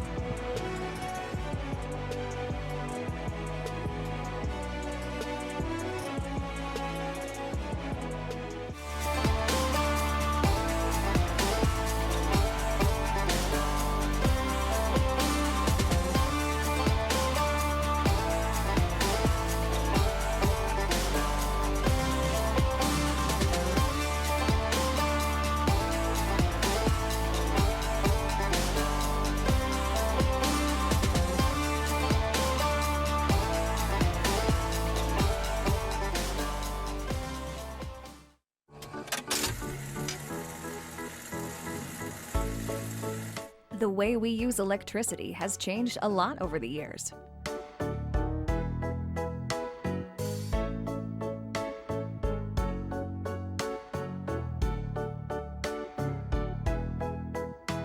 What hasn't changed is our commitment to make sure it's there the moment you need it.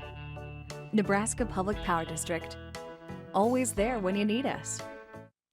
Constellation is a natural gas supplier helping inspire young Nebraskans through hands-on learning. Constellation has given more than $320,000 to 4-H and FFA organizations across the state, helping support youth in your community with opportunities to achieve real-world success. Because we believe that powering communities means empowering our future leaders. With Constellation, a contribution to 4-H and FFA is in the stars. Coverage of the 2023 NSAA High School Basketball Championships on Nebraska Public Media is made possible in part by the Nebraska Corn Board, Aurora Cooperative, and Constellation Energy. A big thank you to all of our sponsors who help us bring you the best high school athletes from across the state. We couldn't do it without your support.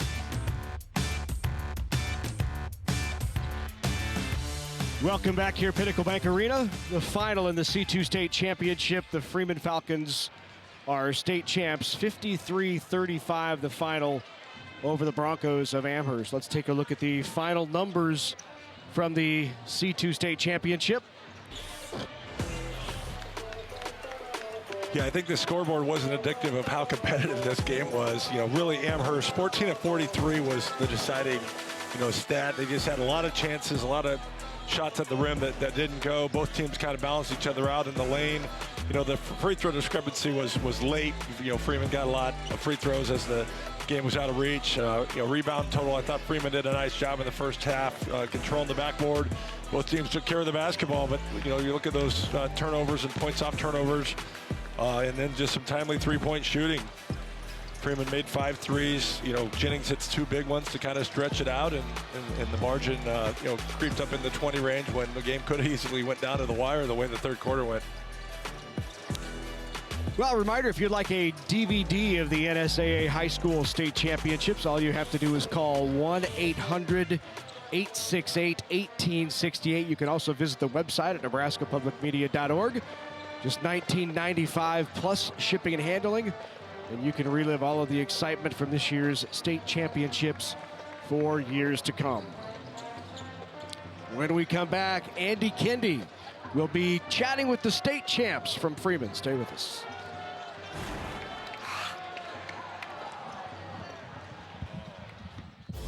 A lot of land comes with a lot of work. The Kubota MX series is ready to help. You can mow, move hay bales, grade, and clear brush and snow. Equipped with a cab for any conditions. Loader lift capacity for jobs of all sizes. Hydrostatic or gear transmission options. The Kubota MX series. For more information and participating Nebraska Kubota dealers, KubotaNEsports.com. Funding for NSAA High School Basketball Championships on Nebraska Public Media is provided in part by the Dr. Thomas and Dorothy Hallstrom Athletics Endowment. Live streaming for the NSAA Championships are also available at the Nebraska Public Media website and on the free Nebraska Public Media app.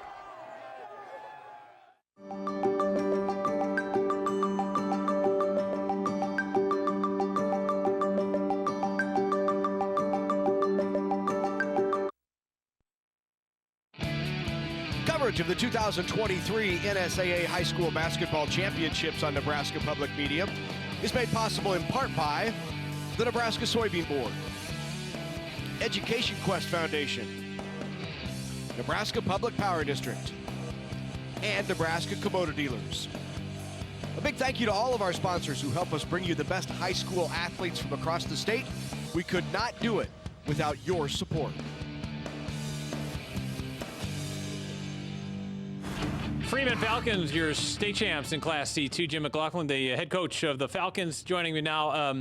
Coach, I thought the end of the third quarter when they go on a 10-0 run, it's a 5-point game. You're in the huddle going into the fourth quarter. What do you tell your team to settle them down? Well, we just told them, you know, it's another quarter to play. If the score is 65-60 and we're at 5, we'd be fine with it. You know, so it wasn't the best third quarter, but we said, you know what, it's a 2-possession game, and that's all we wanted anyway going into the fourth. And I thought our kids, you know, came out and responded really well. I don't know what our run was to start the fourth, but it had to be pretty good. I think it was a 9-0 run. And what was the key there? I think the key was our kids just kind of settled down and started attacking again, and we hit some shots and got some things at the rim. Talk to me about this group as a whole. It's been a long year, long journey, which I know that even going back 12 months, that, hey, today started 12 months ago after that disappointing quarterfinal performance. How important was it to finish this job? Well, I think, you know, we talked this morning about having some loose ends to tie up. And it wasn't just a 12-month. It was really probably an 18-month journey with these guys. It's kind of the same collection of kids. Roles changed a little bit, and I thought our role changes were good for us. And the kids, you know, responded, had good attitudes about things. And just really proud of the kids. They did a tremendous job all season long. They're a fun group to coach. You know, really happy for the community, really happy for the school. You know, they've stuck with me, been supporters of me, and you know, really proud to represent Freeman. And I want to ask you real quick about the core group that's coming back, but you do lose a couple key guys. Yeah. You know, we lose some really good seniors. You know, Carter, Taylor, Eli, and Brandon have been, you know, tremendous guys through 4 years. You know, they set the bar. People know what to expect, and the kids that are coming back are going to really enjoy, you know, leaving their own mark on the program. That's awesome. Well, the bar is set. Freeman are your state champs in Class C2. We'll hear from a few of those Falcons straight ahead from Pinnacle Bank Arena. 18-point state champion winners.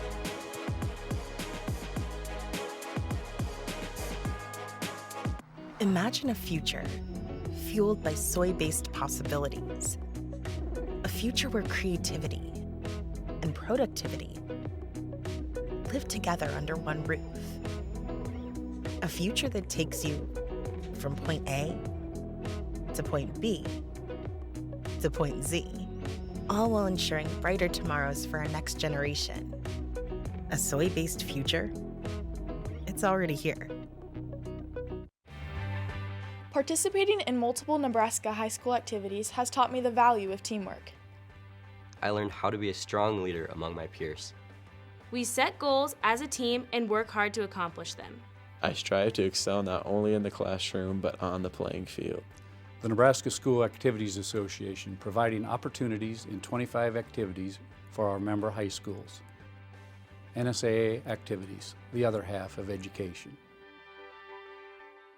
Freeman victorious 53-35, your Class C2 state champs. Let's meet some of the Falcons. Hayden Jennings, he's a junior, had a big day today, a double-double, 12 points, 10 rebounds. I want to ask you about the end of the third quarter, start of the fourth quarter. What was so crucial to start the fourth quarter to stop that run?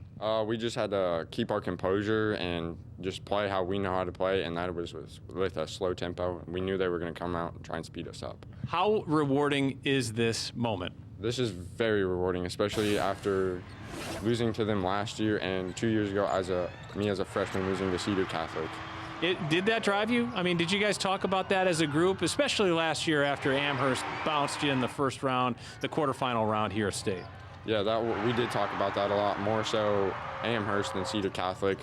But we had a chip on our shoulder, we have a bullseye on our back, and we wanted to come out and just destroy Amherst. And how good was it to win with these fellas, your teammates? It has felt great. We have been a group since I was a 7th grader.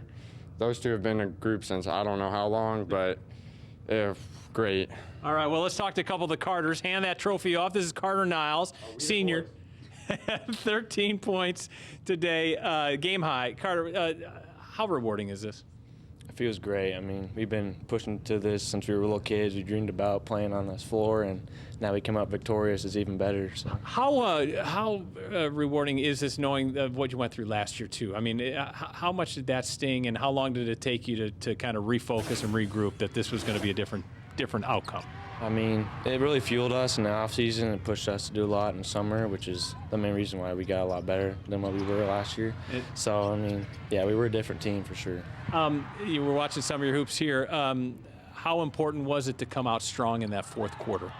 It was pretty big because we knew they were going to come out strong too, and we just had to come up on top. So awesome. Well, congratulations. We're going to get Carter Roos up. Carter, it's your turn to hand the trophy off. Carter Roos, 12 points, 12 rebounds. I know, scoring-wise, you poured it on late with a lot of free throws. It wasn't the greatest shooting night, but how did you sum up your night? I came out, I might have been forcing it a little bit, but regardless of how I played, my teammates, and they've been doing it all year, they've been bailing me out sometimes, and that's good because last year, I think all of them would admit that if I'd played as bad as I did, we're not beating that team. But that just shows how much better they've gotten and how much they've committed to the grind and the early mornings. We kind of said at the beginning of the summer that we need to train in the dark. And so when we trained in the dark, we didn't tell anybody, we didn't publicize it, but we just trained and we worked. So then when the lights came on and the lights were bright, we could shine in the light. How tough is it to do that, though, when you talk about training in the dark, to get people to buy in as a leader? One of the biggest things is just I can't hold others accountable if I don't hold myself accountable first. And the good part was I had other people hold me accountable too, whether it's Coach McLaughlin or my teammates or my community, my parents, everybody knew what we had to do, and we all just held each other accountable to it. And now that it's done, what does it feel like? It's amazing. I always was scared that, maybe someday I wouldn't be standing here, and I couldn't live with that, and this just feels amazing. It feels like I'm complete, and now I'm ready to take off the jersey and pass it on to somebody else. Well, it's funny you say that because you're the third-generation champion. We talked to your uncle. We talked to your grandpa during the game. How cool is that to continue the tradition in the family? Yeah, without a doubt. My Uncle Chad, he was bananas at basketball, and I never got to watch either one of them play, but I got to play my Uncle Chad and Pig, and I think the record, he's up 44-4, so, hopefully I can kind of cut down some losses and get a few wins. Well, you're a comeback kid, and you expect that record to even up shortly. It's the Freeman Falcons, your champions, against Amherst in the C2 final, 53-35 from PBA. After concussion, returning to the classroom is a priority of the NSAA. All brains return to learn. Not all brains return to play. After recognizing that an athlete has suffered a concussion, it is important to monitor the symptoms in the classroom before allowing the athlete to return to extracurricular activities. The NSAA requires coaches in all sports to take a concussion course once every 3 years. More information is available on our website, nsaahome.org. Student athletes are students first, athletes second.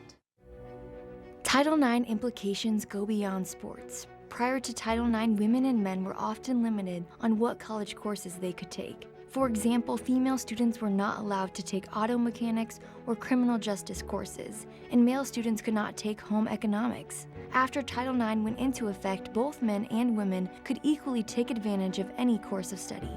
Prior to the 1970s, there were other areas of discrimination when it came to higher education. Most medical and law schools limited the number of women admitted to 15, and many colleges and universities required women to have higher test scores and better grades than male applicants in order to gain admission. Look at these numbers. In 1972, females earned 7% of all law degrees and 9% of medical degrees. Now they earn nearly half of each. In 1970, 20% of university faculty were female. In 2006, that number was up to nearly 40%. Thanks, Title IX. Coverage of the 2023 NSAA High School Basketball Championships on Nebraska Public Media is made possible in part by the Nebraska Soybean Board, Education Quest Foundation, Nebraska Public Power District, and Nebraska Kubota Dealers. A big thank you to all of our sponsors who help us bring you the best high school athletes from across the state. We could not do it without your support. Back here at Pinnacle Bank Arena, 53-35 was the final in Class C2. The Freeman Falcons win their first state championship in 13 years. Coming up, the Class A state title game. Players already warmed up and back into the locker rooms. They'll be back out for the Class A state championship. It'll be Bellevue West taking on Millard North. Bellevue West comes in as the top seed. Millard North is the number 2 seed. That is coming up on Nebraska Public Media. So for Andy Markowski and Andy Kendi, the entire sports production crew, I'm Larry Putney. Thanks for watching. We'll be back with the Class A state title game in just a moment.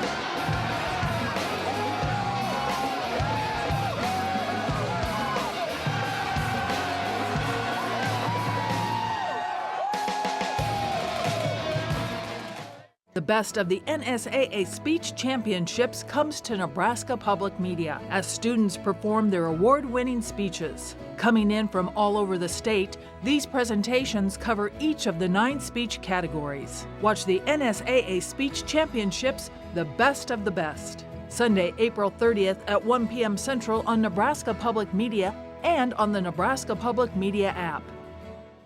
That way the flavors will marry nicely. Doesn't that look good? There's still places to discover. It just absorbs you. Get here fast. That was a new experience.